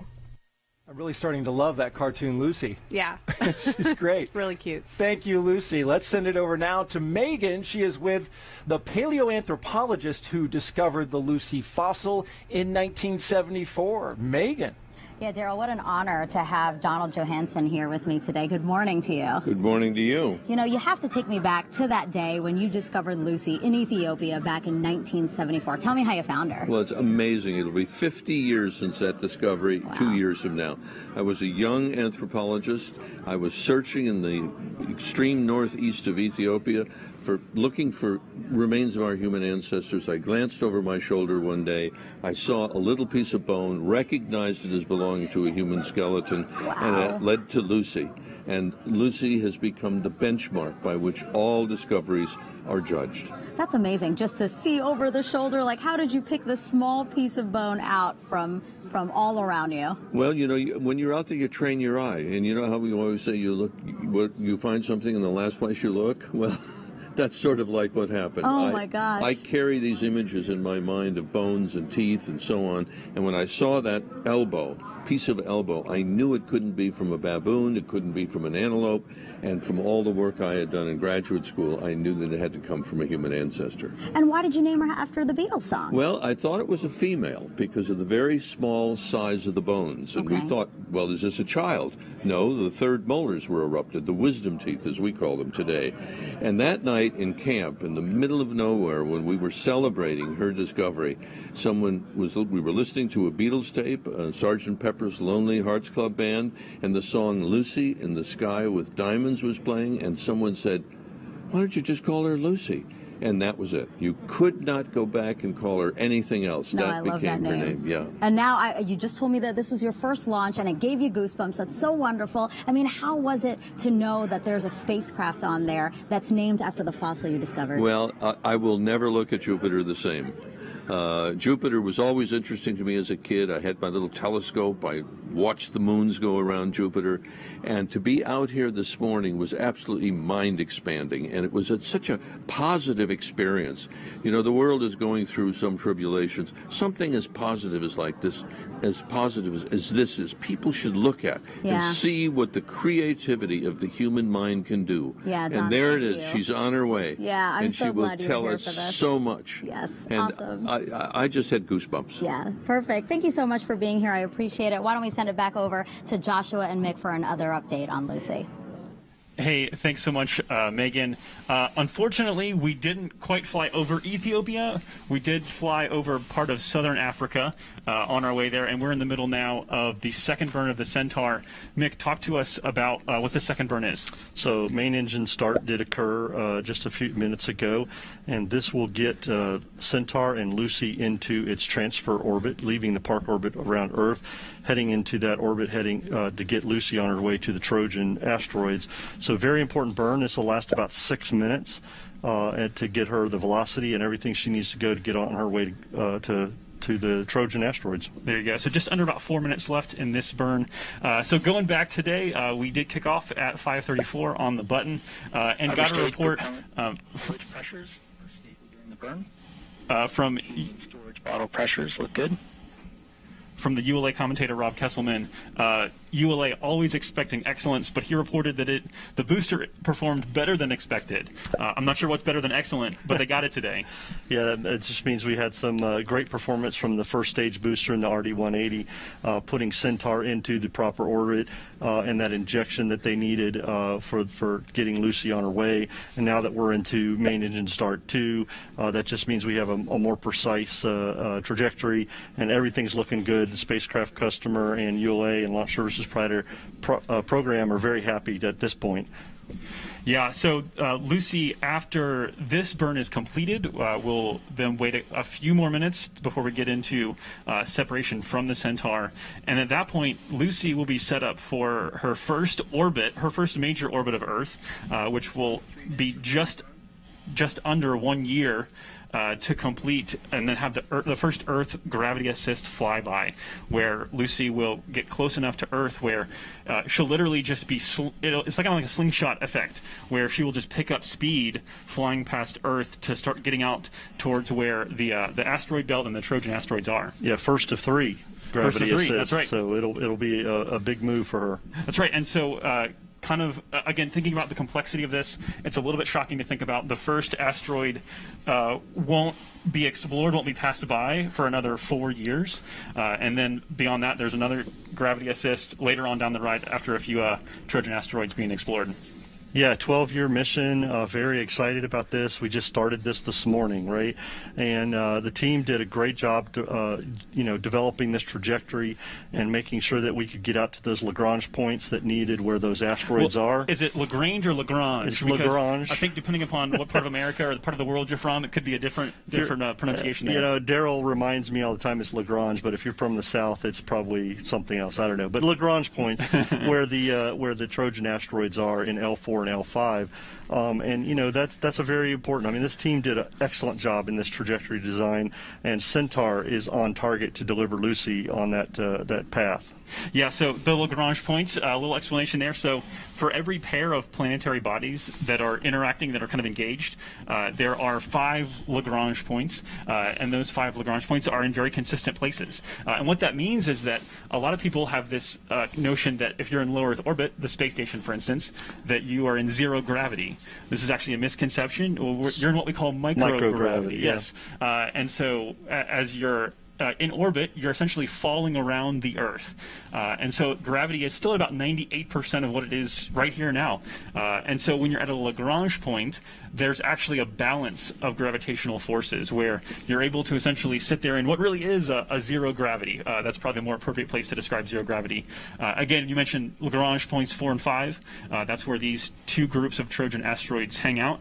And these are actually nowhere near Jupiter. So they're Jupiter's. Sorry, we're getting calls here. Good performance here on the Centaur still, as they're about to wrap up this this second burn. Again, preparing for spacecraft separation. Seconds till MECO 2.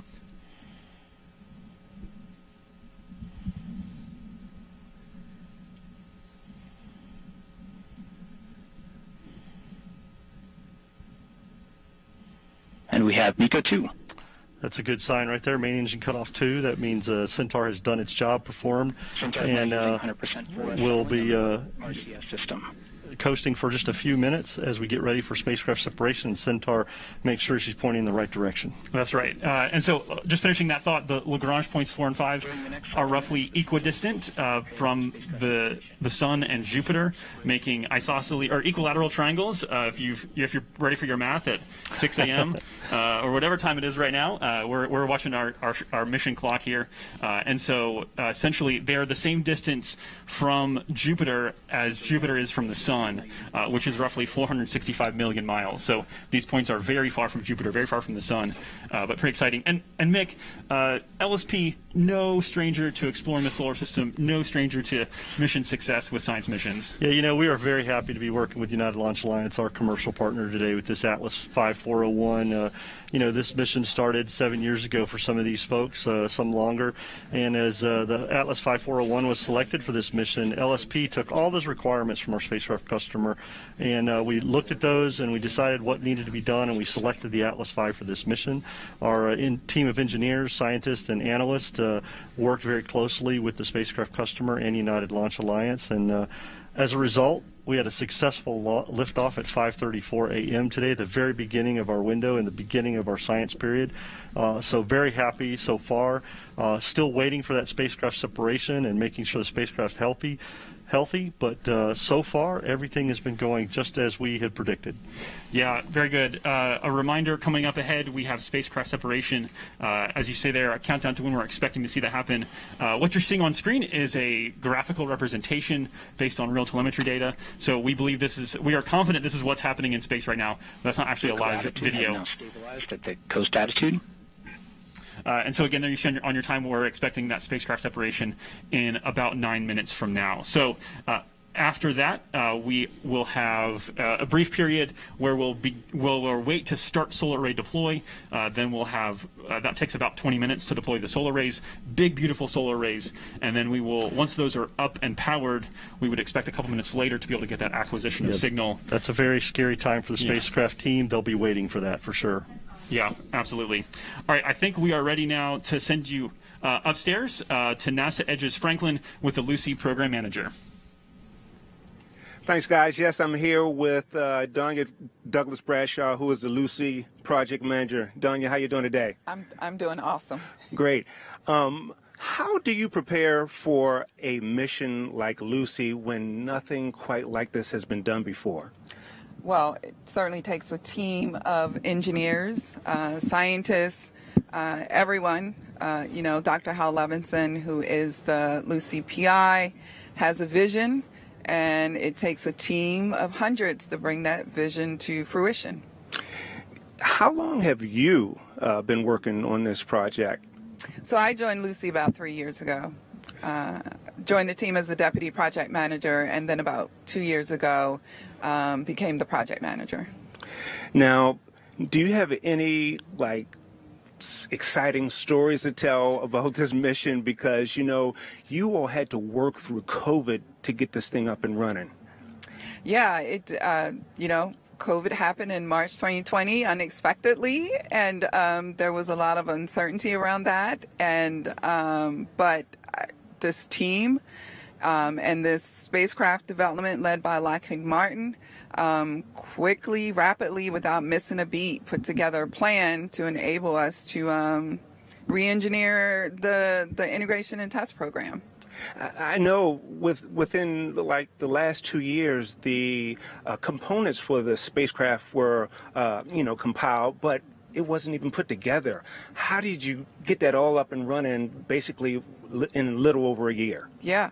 So, the plan, you're right. When the pandemic happened, we were about 5 or 6 months away from the start of our spacecraft integration and test program. And so there was a lot of uncertainty, but the entire team came together and really devised a way to keep people safe, do social distancing, adding the capability for folks to monitor the integration and testing remotely, using collaboration tools, online tools, just different techniques that were available to us. And so we were able to do that. Certainly there were some inefficiencies, but we were able to compress our schedule so that we could stick to this launch date. Great. Donya, thanks for joining us this morning, and continued success. Thank you very much. All right, Daryl, back to you. All right, Franklin and Donya, thank you so much. Earlier you heard a little bit about the Lagrange points. I got a primer from Mick and Joshua, and so now let's revisit that. Lagrange points are two gravitationally protected zones that are around the orbit of Jupiter. Here's Principal Investigator Hal Levison and Lucy to help explain. The Trojan asteroids are found in Lagrange points, which are these special places that lead or follow a planet in its orbit by 60 degrees. And it's sort of where the gravitational force of the planet and the gravitational force of the sun all cancel out. So if you put an object there, it will stay there for a long period of time, basically forever. So when we see objects there, these are objects that we know were in place a very long time ago. So if you just take a random asteroid and just put it in the outer solar system, the gravitational force of the four giant planets will just clear them out in a very short period of time. So they'll basically be gone. So the only places, it turns out, in the outer solar system where you can find stable regions are these Lagrange points. Lucy in particular is going to go after the Jupiter Trojans. We're trying to see a type of object that represents and constrains the formation of the outer planets. And you need to go to these Lagrange points in order to see that kind of object. One of the really groovy aspects of our mission is its trajectory, because we're visiting a record number of objects like these Trojans. And we do that with this very complicated dance, particularly in the beginning, where we are using the Earth actually as a gravitational slingshot. So Lucy will start off in an orbit very similar to the Earth, and then gravitational encounters with the Earth will actually pump it up so it gets out to the Lagrange points near Jupiter's orbit. So if you're going to understand how planets like the Earth form, important. You have to understand how the bigger planets, which sort of dominated the whole process, came to be, and that's what Lucy is going to do. Well, that was Hal on tape. Let's join Hal live now, who is with Blair from NASA Edge. Guys, take it away. Thanks so much, Daryl. Hal, obviously an incredible launch. You've been very involved and very important to the Lucy mission, but tell us about the experience of being on console and seeing the launch this morning. It was one of the most exciting experiences of my life. It was truly awesome in the old-fashioned meaning of that word, right? Well, I mean, you've carried this mission for so long, so seeing this happen, what a great moment, not just for you, but for the whole team. Well, it's been a team effort, there's no doubt. Tanya talked a lot about how it took a really village to build this spacecraft, right? And under some very difficult conditions. So, sorry. No, it's an emotional moment. I mean, this is a big deal. It is, and yes. it's been the last 24 hours has just been a roller coaster of excitement and build up, and everything was a success. Tell us a little bit about your history with Lucy. How did it all start for you? Oh, we started this project back in 2014. I think the first email that I have that had the word Lucy in the subject was in March of that year. And we've been working and competing against other missions since then. It's been a haul. And, you know, the amazing thing about doing something like this is that it was all paper and PowerPoint until about a year and a half ago. And then the folks at Lockheed took these concepts and built a spacecraft. And you know what's amazing, too, is you had a very interesting window. You really needed to launch today, or you'd have to wait a long time before you could try again. Well, we have a spectacular trajectory. I think you've been talking about that all day. We're going past an amazing collection of objects. And we have one chance really to do this. The planets are literally aligning in order to make this trajectory happen. So we either launch today, or a year from now we do an EGA, an Earth Gravity Assist. We could launch directly at that time too. So we have two chances, and luckily we got it off and it's going. And you were able to you were on console, but you came up and actually saw the launch personally. I was not going to miss that, right? It's like witnessing a birth of a child, right? You just really had to see it. And now you watch the child being raised. That's right. Right. I mean, the analogy of pregnancy and then a birth and then raising a child is really good for what we've been going through here. Great metaphor. Thanks so much, Hal. We really are excited for you and the Lucy mission. Back to you guys. Go Lucy. Hey, yeah, go Lucy indeed. We are standing by. For double check. In just 30 seconds, we are continuing to hear those calls that we are on track. Back on at 20%. So obviously a big moment, especially for the ULA team. This would be the end of their task. Sensor is now spinning up in anticipation of spacecraft separation. 15 seconds. Huge moment here for all the teams, actually. Successful launch. 5 This seconds. is what it's all about. Spacecraft set. We have indication of successful separation of the Lucy spacecraft. So we're hearing some clapping here in the MDC here at the ASOC, Joshua, and that is a huge moment for all of the teams. We still have quite a bit to go. Solar array deployment, we talked about those earlier. Those big, huge solar arrays that are needed, and the spacecraft team will be awaiting to get confirmation that has started, and then there'll be 22 minutes, what they refer to as 22 minutes of terror, waiting for those solar arrays to deploy. And of course they have to get acquisition of signal to verify all that slightly after that. So the next few minutes as we get through this is going to be spacecraft team will be kind of sitting around waiting to see what happens and making sure Lucy is healthy and doing well. But spacecraft separation, huge milestone for the teams working the launch vehicle. vehicle today. Yeah, I mean, Mick, even here, I got some goosebumps. Like, it's chills in that moment of just like, you can feel the energy of the people around you, just like so excited. And obviously, that applause is very genuine. This is a serious moment, but it's also like a really joyous moment. And you'll see the ULA team, obviously, this is the end of their major task for today. But NASA Launch Manager and the NASA LSP team, they will continue to stay with this because for you guys, getting the spacecraft healthy is the mission. It's not just the launch. It's making sure that they get on their way successfully. That's correct. We want to deliver mission success, as Dr. Z talked about earlier in the show, right? One of the things we want here at NASA is mission success, and that's all the way through making sure our spacecraft customer knows what's going on with their spacecraft and everything is well. So we'll be standing around waiting for solar array deployment. That'll begin here about 4 minutes after the, about an hour and 4 minutes after launch, about 6 minutes from now. And we'll go from there. Yeah, so again, it's going to be a process that will start at roughly L plus 104.30, and then from there we will wait about 22 minutes is the expected time to complete solar array deploy.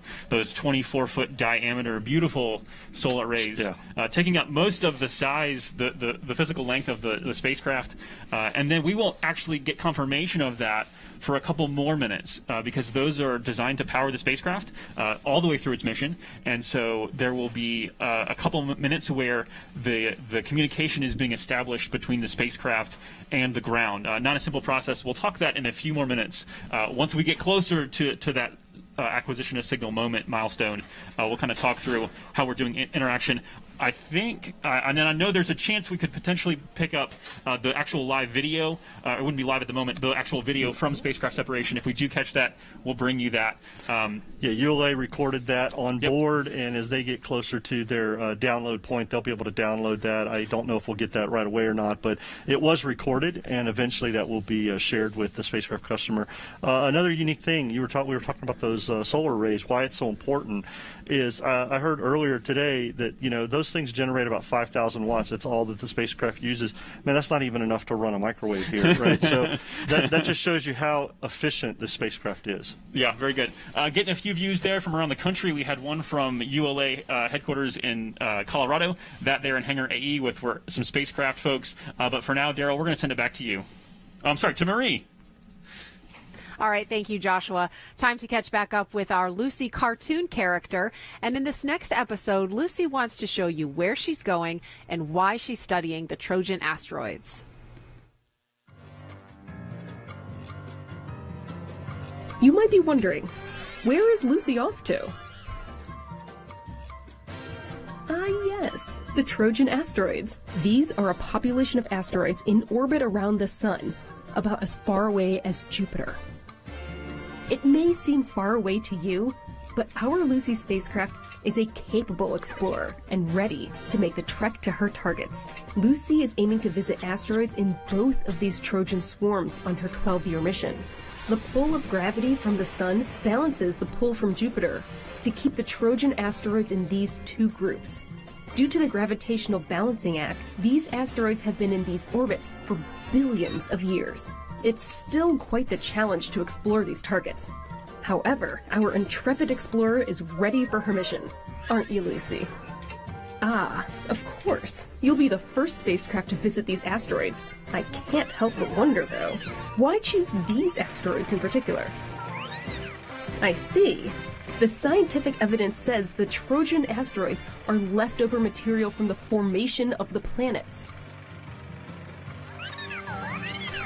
Right.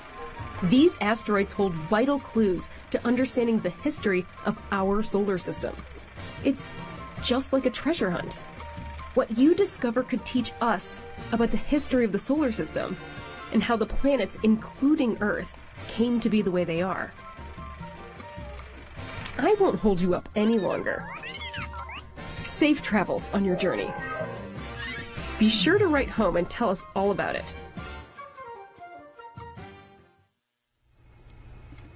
Welcome back out here to the broadcast area, and now we'd like to introduce you to a special guest, Audrey Martin. She's a graduate student at Northern Arizona University and played a role in today's launch. Audrey, you're a student and you were involved with the Lucy science team. How unique is that? It's incredibly unique. I feel very, very privileged to have been able to work with the science team and also be here for the launch. It's absolutely amazing. What specifically did you work on? I have been working with the science team, so I do surface composition, spectral analysis stuff, and I've been working with the surface composition working group to really understand everything that we can understand now about the surface of Trojan asteroids, so that when we get there, we can learn even more and we can be really prepared for what we're going to see and what we're going to discover. You've seen the successful launch. We all watched it here. That was pretty cool. Yeah. We just saw successful spacecraft separation, but now we're entering that tense moment where Lucy's unfurling those gigantic solar arrays. What's that like for you right now? I mean, I'm very optimistic. So far, everything that has gotten in the way of Lucy and the success of the mission, everyone has come together in a very collaborative way to overcome that, and so I'm very like it's destiny, huh? Yeah, I'm very optimistic, and I think it'll go really well. And it will. And if other students want to do something similar, how do other students team up with NASA like you did? Yeah, great question. So there's this program that the Lucy mission has put together with Arizona State University. It's called LaSpace. L''space. How fitting. Yeah, it's perfect. Super cute. And it's for undergraduate students who are interested in working with NASA and working as a team and working on, designing missions and stuff like that. That is really exciting, and it's new. It's something that I didn't get to experience in undergrad, and I would have absolutely loved it. So if anyone out there is interested in it, you should definitely look up the Space program. All right. Thank you so much, Audrey. Thanks for being here. Thanks. All right. Very good. And as you look at the bottom of the screen there, you can keep track as we are watching solar array deploy. You can see the timer is at 20 minutes and counting down. And we, of course, are monitoring the spacecraft team to find out the latest. Now, let's get back to that cartoon Lucy, right? Yes. She's kind of a hit. Yes. And in the next episode, we hear from Lucy's flight navigator, who discusses how the team directs Lucy on its journey to the Trojan asteroids. So to steer a spacecraft from millions of miles away, we have to first track its trajectory. So we have to determine where in the solar system the spacecraft is, predict where it's heading, and compare that to where we want it to go. So the navigation team ensures Lucy's on the right trajectory by tracking Lucy's position and velocity in the solar system, predicting where it's headed, and adjusting its course so that it aces the flyby. So once Lucy starts approaching one of its asteroid targets, the navigation team utilizes the instruments, the cameras on board, to take pictures of the asteroid and background stars, and that helps us hone in on targeting this close flyby. So commands travel at the speed of light, and over the course of Lucy's trajectory, its position from Earth is varying substantially. When Lucy is near Earth during our Earth gravity assists, it takes a mere seconds for the data or commands to be received by the spacecraft and for the spacecraft to send data back to us. But at the farthest extent of Lucy's trajectory and the farthest distance from Earth, it can take up to an hour for our commands to be received traveling at the speed of light. It's not only the data encoded in the signals, but it's the properties of the signals itself. We know what time the spacecraft sent the data, and we know what time it was received on Earth. So we can calculate how long it took the signal to travel at the speed of light, and that gives us information about how far Lucy is from Earth. And then we also can get velocity information because the spacecraft is moving away from the Earth as it's sending those signals, and so there's a change in the frequency of the radio signal, and that gives us information about velocity. So like all NASA missions, Lucy is designed to be robust to anomalies or surprises. But in the event that something unexpected happens, there's either a contingency plan on the shelf or a group of relevant mission experts are brought in to come up with the best solution to solve the problem.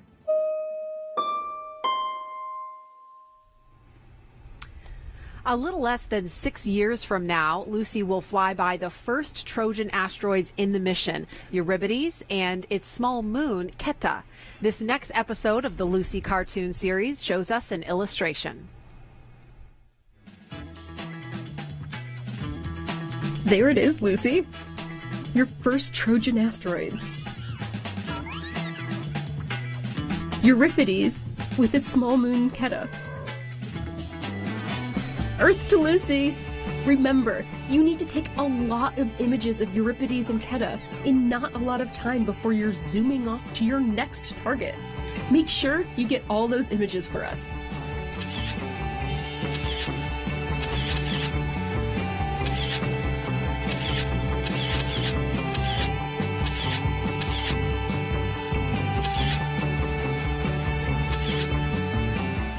It's beautiful, isn't it?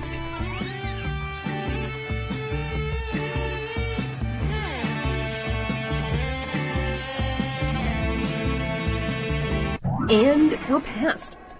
Whew, that was quick, right? Get any good data? That's great to hear. Can't wait to see them. Just send them back to us here at Earth.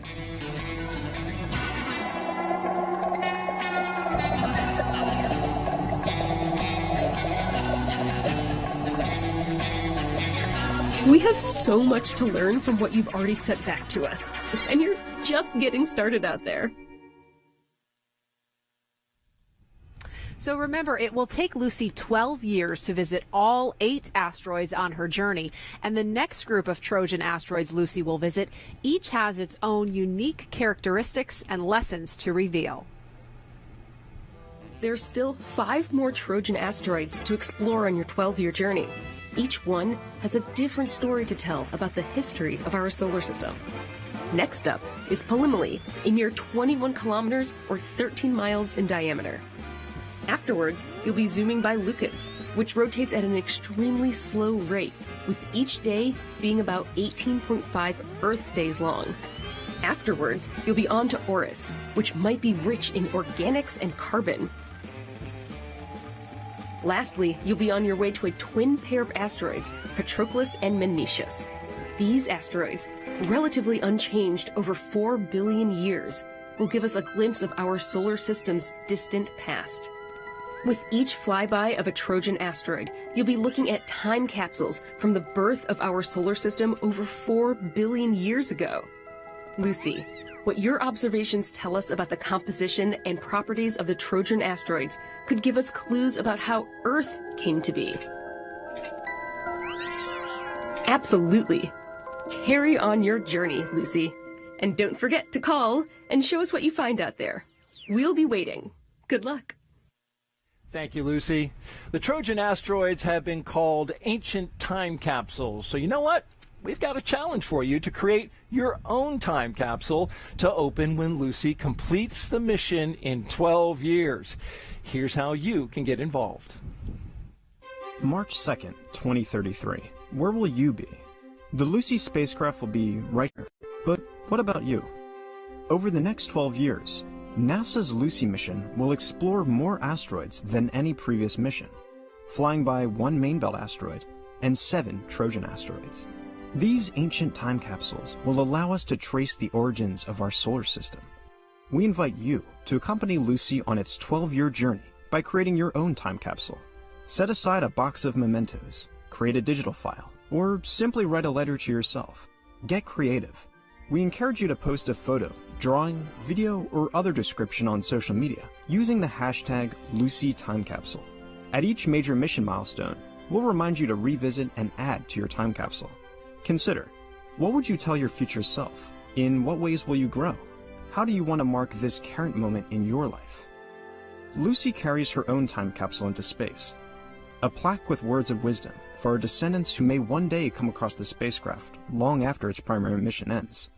The messages encourage hope and humility, knowledge and curiosity, appreciation of humanity, and exploration of the cosmos. We hope you'll join us, and Lucy, as we look with anticipation upon the unknown of our future, both as individuals and as humankind. And remember to use the hashtag #LucyTimeCapsule when you are sharing your videos and photos on social media. And we can't wait to see what you come up with and what Marie comes up with. Look at here. I heard about this project and I got so excited. So I came prepared with my own little time capsule items. I have a picture of my kids. Aww. They're both under 6, so they're going to look so much different when Lucy gets done in 12 years. They might not like me as much then either, but so we got to remember this moment. I've got one of their favorite toys, a unicorn. Aww. Some patches from missions this year. The Crew 2 one they launched earlier this year, and the Lucy mission patch, of course. Good. A pair of my kids' shoes because I'm sentimental. A mask. What's this? Because it's a face mask. I mean, it will remember the times. And my first plane tickets from my first post-quarantine trip on an airplane. So, how about you, Daryl? What do you have? Well, I don't have all that, but you know what? I wore some socks that are my planetary You wore socks. You see that? I mean, we don't want to show the audience that. He's taking off his sock. I'm going to take off. But this is great because you know why? That's Jupiter on my sock, right? All right, well. And so on the other side, what's that, Marie? I don't know. Maybe some asteroids? It looks like Euripides, maybe. You know, Great. But you know what? I was going to share this with you, but you just took that off your foot so you can get your own time capsule box. I can't put it in the little girl's shoe? You can put it in my baby shoe, sure, yeah. Great. All right, and we have first light right behind us. You can start to see sunrise hasn't happened yet. This is just beautiful. This is a beautiful view. This is the Kennedy Turn Basin where we brought in the shuttle main external tank and also brought in the core stage for the Artemis mission, and that's going to be a great one. Yeah, so much coming up here on the Space Coast. We heard a little earlier from Lucy's project manager. Now here's a recap in her own words about the work it took to get Lucy into the sky. The Lucy mission is a planetary mission to the Trojan asteroids that are around Jupiter. It's going to survey actually a total of 8 targets, 7 asteroids around Jupiter and 1 asteroid in the main asteroid belt. Once you know where you're going and the type of science that you want to take, one of the things that you start looking at is the spacecraft. What size spacecraft? Where is it going? How much power does it need to carry? Does it need solar arrays? What type of solar arrays? What type of vehicle is going to be used to launch it into space? So that dictates how much mass you can carry. And one of the things I do as a project manager is to assemble a team of scientists and engineers and technicians and business people to design that overall spacecraft to achieve your mission. In designing the spacecraft, you are always thinking about what type of environment is it going to be subjected to. Is it going to orbit around Earth? Is it going into deep space? Is it going to Mars? Is it going close to the sun? And so as engineers, one of the things that you're thinking about very early on is how can you design this system and test this system in order to verify and convince yourself that it's going to survive in space. And as part of that, it goes through a very rigorous test program. And so we call it shaking and baking. And so we actually put it through what we call a thermal vac chamber in which we simulate the space environment. We also put it on what we call a vibe table in which we vibrate it, so we shake it. And one of the important things that you have to do in order to be convinced that it's going to survive is to make sure that the environment in which you're testing it in, the simulated environment, is harsher than what it's going to see in space. So once you subject that spacecraft or that instrument to that environment, then you can have confidence that it's going to last the lifetime that it's been designed for. All right. Thank you very much, ladies. As you can see at the bottom of your screen, we are counting down to confirmation of solar array deploy and acquisition of signal. Just about 8 minutes to go in that. Now, many of NASA's unique science missions have one thing in common, and that is the launch services program that helps each mission take flight. LSP is the common thread.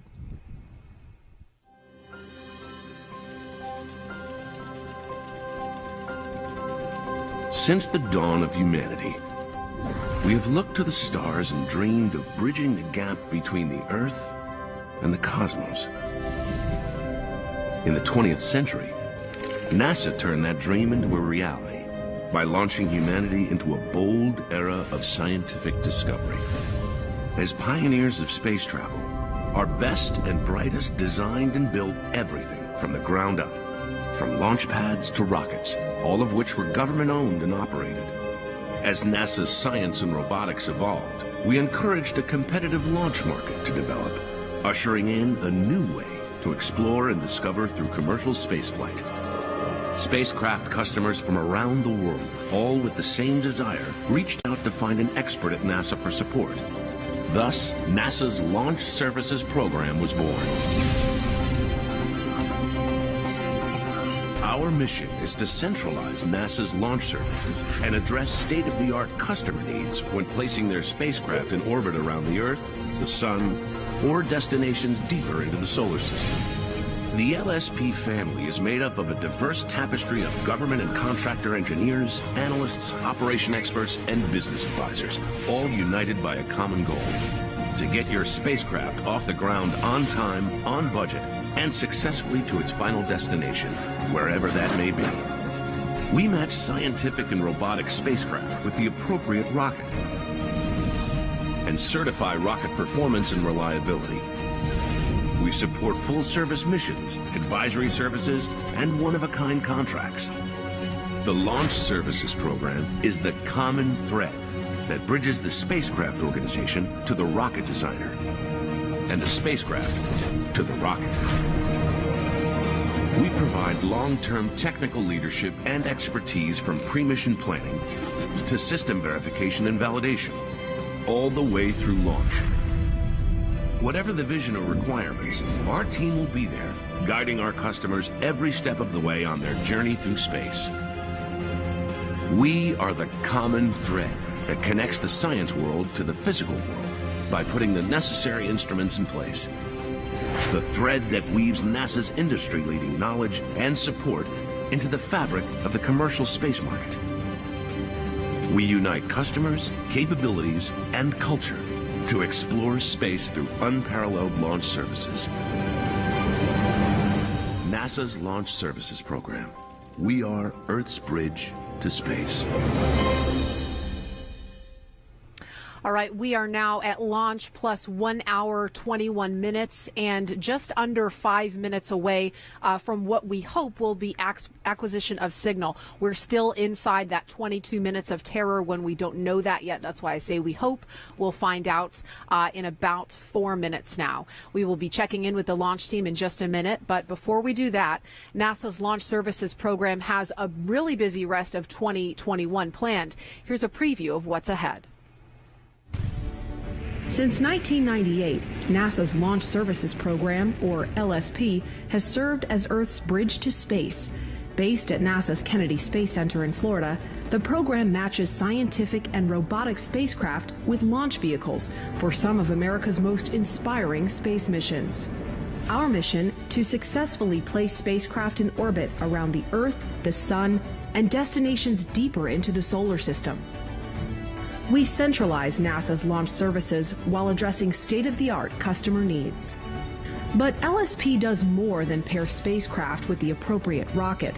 The diverse group of government and contractor engineers, analysts, and advisors certify rocket performance and reliability. The team provides long-term technical expertise and support to spacecraft customers from around the world. The team manages launches from multiple sites depending on customer and mission needs. Cape Canaveral Space Force Station in Florida, Vandenberg Space Force Base in California, Reagan Test Site at Kwajalein Atoll in the Republic of the Marshall Islands, and the Pacific Spaceport Complex in Kodiak, Alaska. Building off of past success, LSP forges ahead to support NASA's future. Lucy will be the first mission to study Jupiter's Trojan asteroids, which may be remnants of the primordial material that formed the outer planets of our solar system. It's then back to the West Coast for Double Asteroid Redirection Test, or DART, NASA's first planetary defense mission. That will be followed by Imaging X-ray Polarimetry Explorer, or IXPE, launching from Kennedy. IXPE will expand our understanding of X-ray production in objects such as neutron stars and black holes. Years of testing, determination, and dedication, working as one. NASA's Launch Services program is Earth's bridge to space.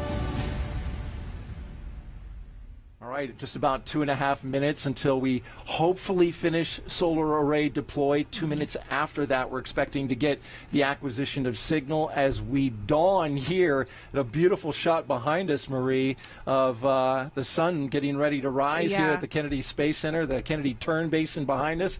What a beautiful sight. Yeah, storybook picture behind us. And as you saw in that video, the next mission for NASA's Launch Services program is the Double Asteroid Redirection Test. We call that DART. That's currently scheduled to lift off November 23rd. I think it's Thanksgiving Eve over on the West Coast, Vandenberg Space Force Base. So we're really excited for that one. And more details you can find on that at nasa.gov/DART.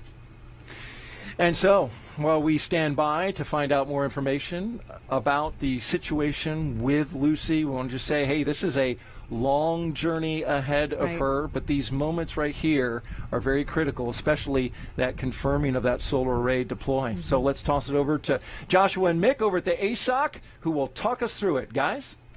Yeah, thanks, Daryl. Man, what an exciting year ahead. Obviously, we'd love to talk about that, but we need to focus on what's at hand. 1 minute left. Again, this is the anticipated time to complete the solar array deploy. Mick, I think we did hear that there is a good call on beginning that process. Yeah, the team is getting some low-rate data, and we did hear from the spacecraft project that they had begun that project on time. So, as you said, we're hoping here in about 50 seconds to hear that solar array deploy is complete. And as Daryl mentioned, 2 minutes after that, we get full acquisition of signal to check out the health of Lucy. And we should hear that come in from spacecraft project manager to our NASA launch manager to make sure that Lucy is good. Yeah, we did get that call. We weren't sure if we would hear a call for beginning solar array deploy because we did kind of, I don't want to say lucked out because there's no luck here, but we were fortunate to get that low rate data. We may not get full confirmation until we do get that acquisition of signal, which although that clock is almost at zero, may not be for a couple more minutes. As we wait here, Mick, communicating back to Earth is a challenge, and we kind of saw a little bit about that from one of our guests talking about when you're close to Earth, it's speed of light, but ultimately it's always speed of light, but that's a lot easier when you're close to Earth. When you're farther away, there's different communication mechanisms. Yeah, so for today's mission, we actually utilized the TDRS network, the Telemetry Data Relay Satellite Network that NASA owns for the vehicle telemetry and for some of the spacecraft data that we've started. Excuse me. And as Lucy moves on its way out towards the asteroids, we'll take advantage of the Deep Space Network, or the set of ground stations here on Earth that have huge satellites that can pick up the smallest and faintest sound from space. So that is a huge asset that we have within the NASA and aerospace industry to be able to work with satellites that travel this far as Lucy is doing. Yeah, again, hoping now within a couple minutes to hear from Lucy. I want to emphasize that just because if we don't hear that quickly, that's not necessarily a bad sign. There's a big window here when we know that acquisition of signal might take place. So we will kind of try and stay with you as long as it makes sense. But again, that's kind of the nature of spaceflight. Again, it's not about luck. It is about science, and there's lots of factors at play. Yeah, like I said earlier, the team has done a great job of designing this trajectory and working, and so far all the predictions have been right on target. So as the spacecraft team works through their thing, their steps, there is another 20 minutes roughly that we could get signal, or it could go as late as hour 55 after liftoff. So we'll stay around and look at what's going on, but the team is definitely still looking at that and working it. Joshua, I did want to go back. You had asked me earlier when we were off air about spacecraft separation and how simple that was, and it was, basically it looks simple. It looks simple, but it's an engineering feat, and it uses a Marmon clamp that's been around for years. And the Marmon clamp has an explosive bolt that is released, and the Marmon clamp releases, and Lucy was actually pushed off the front end of Centaur with 6 separation springs.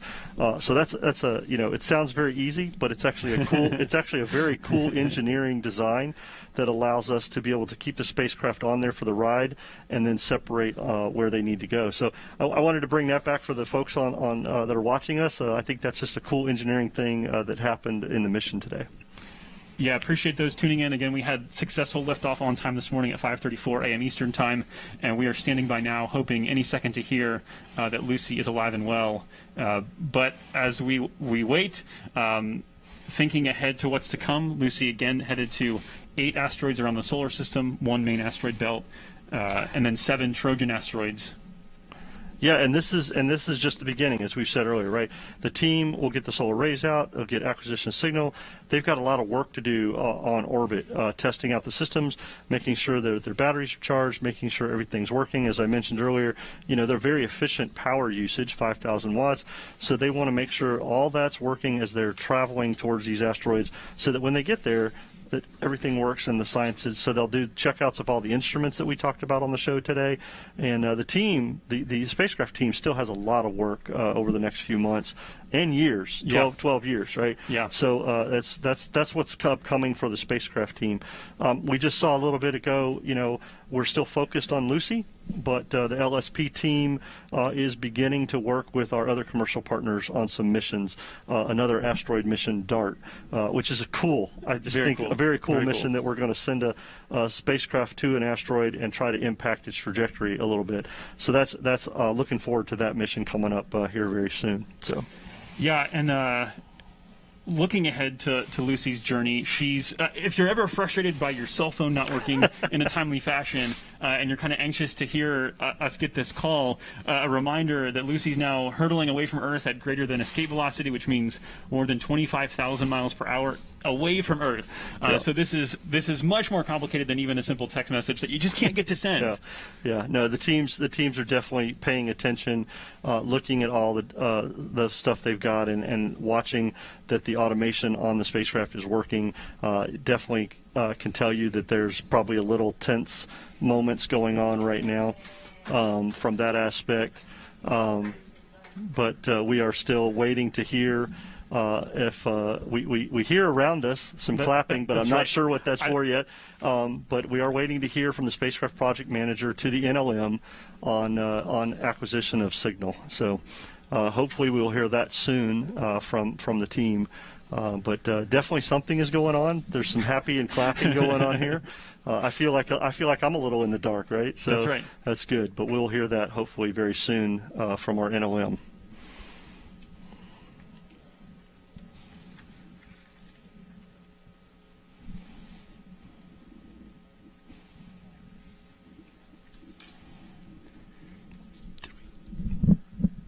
So, Mick, as we look ahead to this process, again, the speeds we're talking about here are pretty exceptional. Lucy will get up to a maximum speed of about 400,000 miles per hour. A lot of that has to do with these gravity assists that they'll get the slingshot effect from Earth, hurtling towards the Trojan asteroids, which are in the same orbit that Jupiter follows. All right, so I'm seeing lots of applause. I'm hoping that's a good sign. We haven't heard the word come in yet. So yeah, I just saw a movement that solar arrays are completely deployed. So that's a good thing for the spacecraft team. Solar arrays are completely out, and so now we're just waiting on acquisition of signal from the team. And Joshua, as we said, these things they ran some analysis, and there was some time frame here, and they're within their time frame. So not necessarily anything happened bad here, but it's going well so far for the Lucy spacecraft. So we'll wait to hear that they get that acquisition signal and determine the final health of the Lucy spacecraft. Yeah, the orbit that we're taking is a very high elliptical, where it will come around near Earth and then slingshot out into the Trojan asteroids in the same orbit as Jupiter, so that the apogee of that orbit would end up being kind of the slowest point of Lucy's motion, and Jupiter and the Trojans move at a speed of roughly 29,000 miles per hour in their orbit around the Sun. So that kind of gives you a sense of the incredible speed that you have to build up so that at your slowest point, you're doing that. So again, an incredible, just trajectory and engineering feat to be prepared to rely on Lucy to fly freely for 12 years. That's something that a lot of people might have a misconception about, is that Lucy's not under powered flight for 12 years. Yeah, that's true. I mean, it's not like they can change trajectory during this time, right? We have put them on where they needed to be by the specific designed trajectory it needs to be. And with those massive solar arrays out there, they can't make very many, they can't make any maneuvers out there. So Lucy is on her way with solar arrays deployed, and things are going well so far. We're just still waiting to hear. Like I said, we keep hearing some clapping in the background. That we know that some of that is solar array deployment, and we're just waiting to hear that they've acquired signal of the spacecraft, and we'll go from there. Yeah, and it's looking like that word is in. I noticed there the folks in that room that you're seeing on screen have taken off their headsets. That is usually a sign that we are good to go here. So I believe we're good. We're going to send this out to Daryl now. So Mick, that's going to do it for you and me here. Appreciate you riding along with me, Mick. Until next time. Yeah, Joshua, thank you. This was an exciting mission. Very happy for the spacecraft team so far and the launch LSP and United Launch Alliance teams. Looking forward to our next mission, DART. Awesome. Signing off from the ASOC, Daryl, back to you. Thank you, Joshua and Mick. And in the upper right-hand part of that picture, it was nice to see Hal Levison and Danya Douglas Bradshaw celebrating the big moment of acquisition of signal. Yeah, Huge. finally able to breathe a sigh of relief. Yep. And now here's a special preview of NASA's next Launch Services Program science mission, launching next month. It's the Double Asteroid Redirection Test.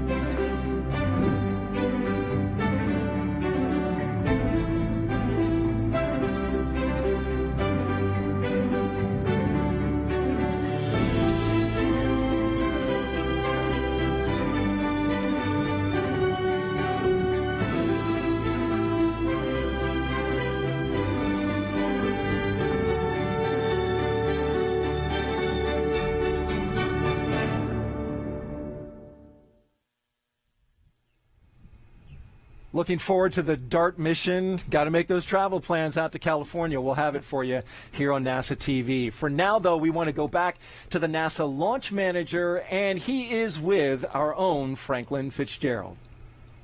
Yes, I'm here with Omar Baez, who's the Senior Launch Director for the Lucy mission. Omar, how did things go this morning? Things were splendid today. Everything went on time as predicted, and I couldn't ask for a better count. It just clicked off the way it should, and we really worked no major issues. So we were able to hit the window at the very beginning on the very first day of the short window for Lucy. So we're happy to be here at this point. I understand you were wrapping up a few things before you were able to come up. Everybody just got up and left. What does that mean?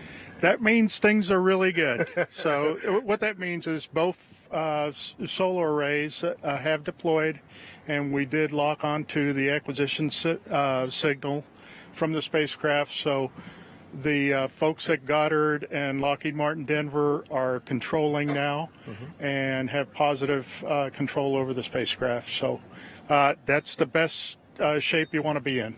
Right before you came on, they rolled a package talking about DART. That's the next mission for LSP. Can you tell us a little bit more about it? So that one is so cool for us. DART is going to kinetically hit an asteroid, and it's our second planetary mission from the West Coast or Vandenberg. So super exciting. Just a different way of spotting an asteroid, and this time we're trying to go in the aspect of not studying it, but planetary defense. Could we move an asteroid if we needed to? And so this is super cool and a whole different way of operating for us. So we love it. Omar Baez, congratulations on a successful launch. And are you going to be the launch director for DART? I will be the launch director for DART. And after DART, we have IXPI from this coast. And that's going to be a cool one for Launch Services program also, because it's our first KSC launch. We're a program that's been at KSC for 23 years, and we've never launched anything from the Kennedy Space Center, our very first, from Complex 39A. Oh, that's going to be awesome. We'll be there for that. Hopefully, we'll have you on the show then again as well. Okay. Thank Omar you. Baez, thanks for being with us today. Guys, back to you. Omar and Franklin, thank you. And as you look behind us, you see the dawn of a new day. And there's the dawn of Lucy, and her journey to the Trojan Asteroids seems very fitting. Yeah, what a nice tribute from Mother Earth to Lucy, the fossil and the spacecraft now about to uncover secrets of our beginnings. Indeed. So we're going to leave you with a replay of this morning's liftoff, and you can also follow along live mission updates online at nasa.gov/Lucy. Have a great weekend. And keep looking up. That's my line, Maria.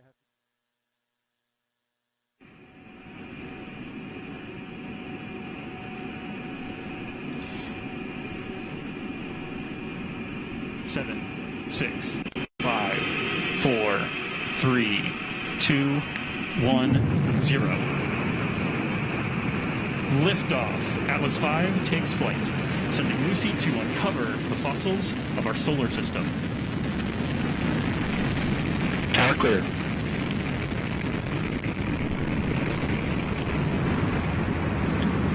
RD-180 propellant utilization has gone to close.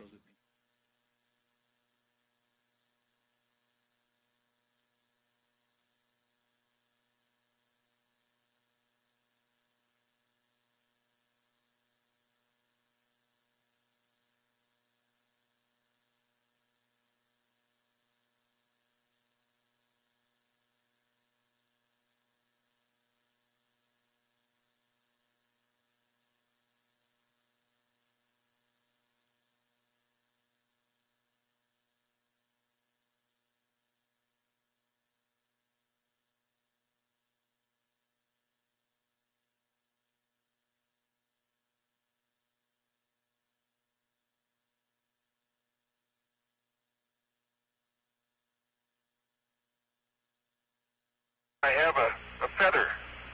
In my right hand, a hammer. And I guess one of the reasons we got here today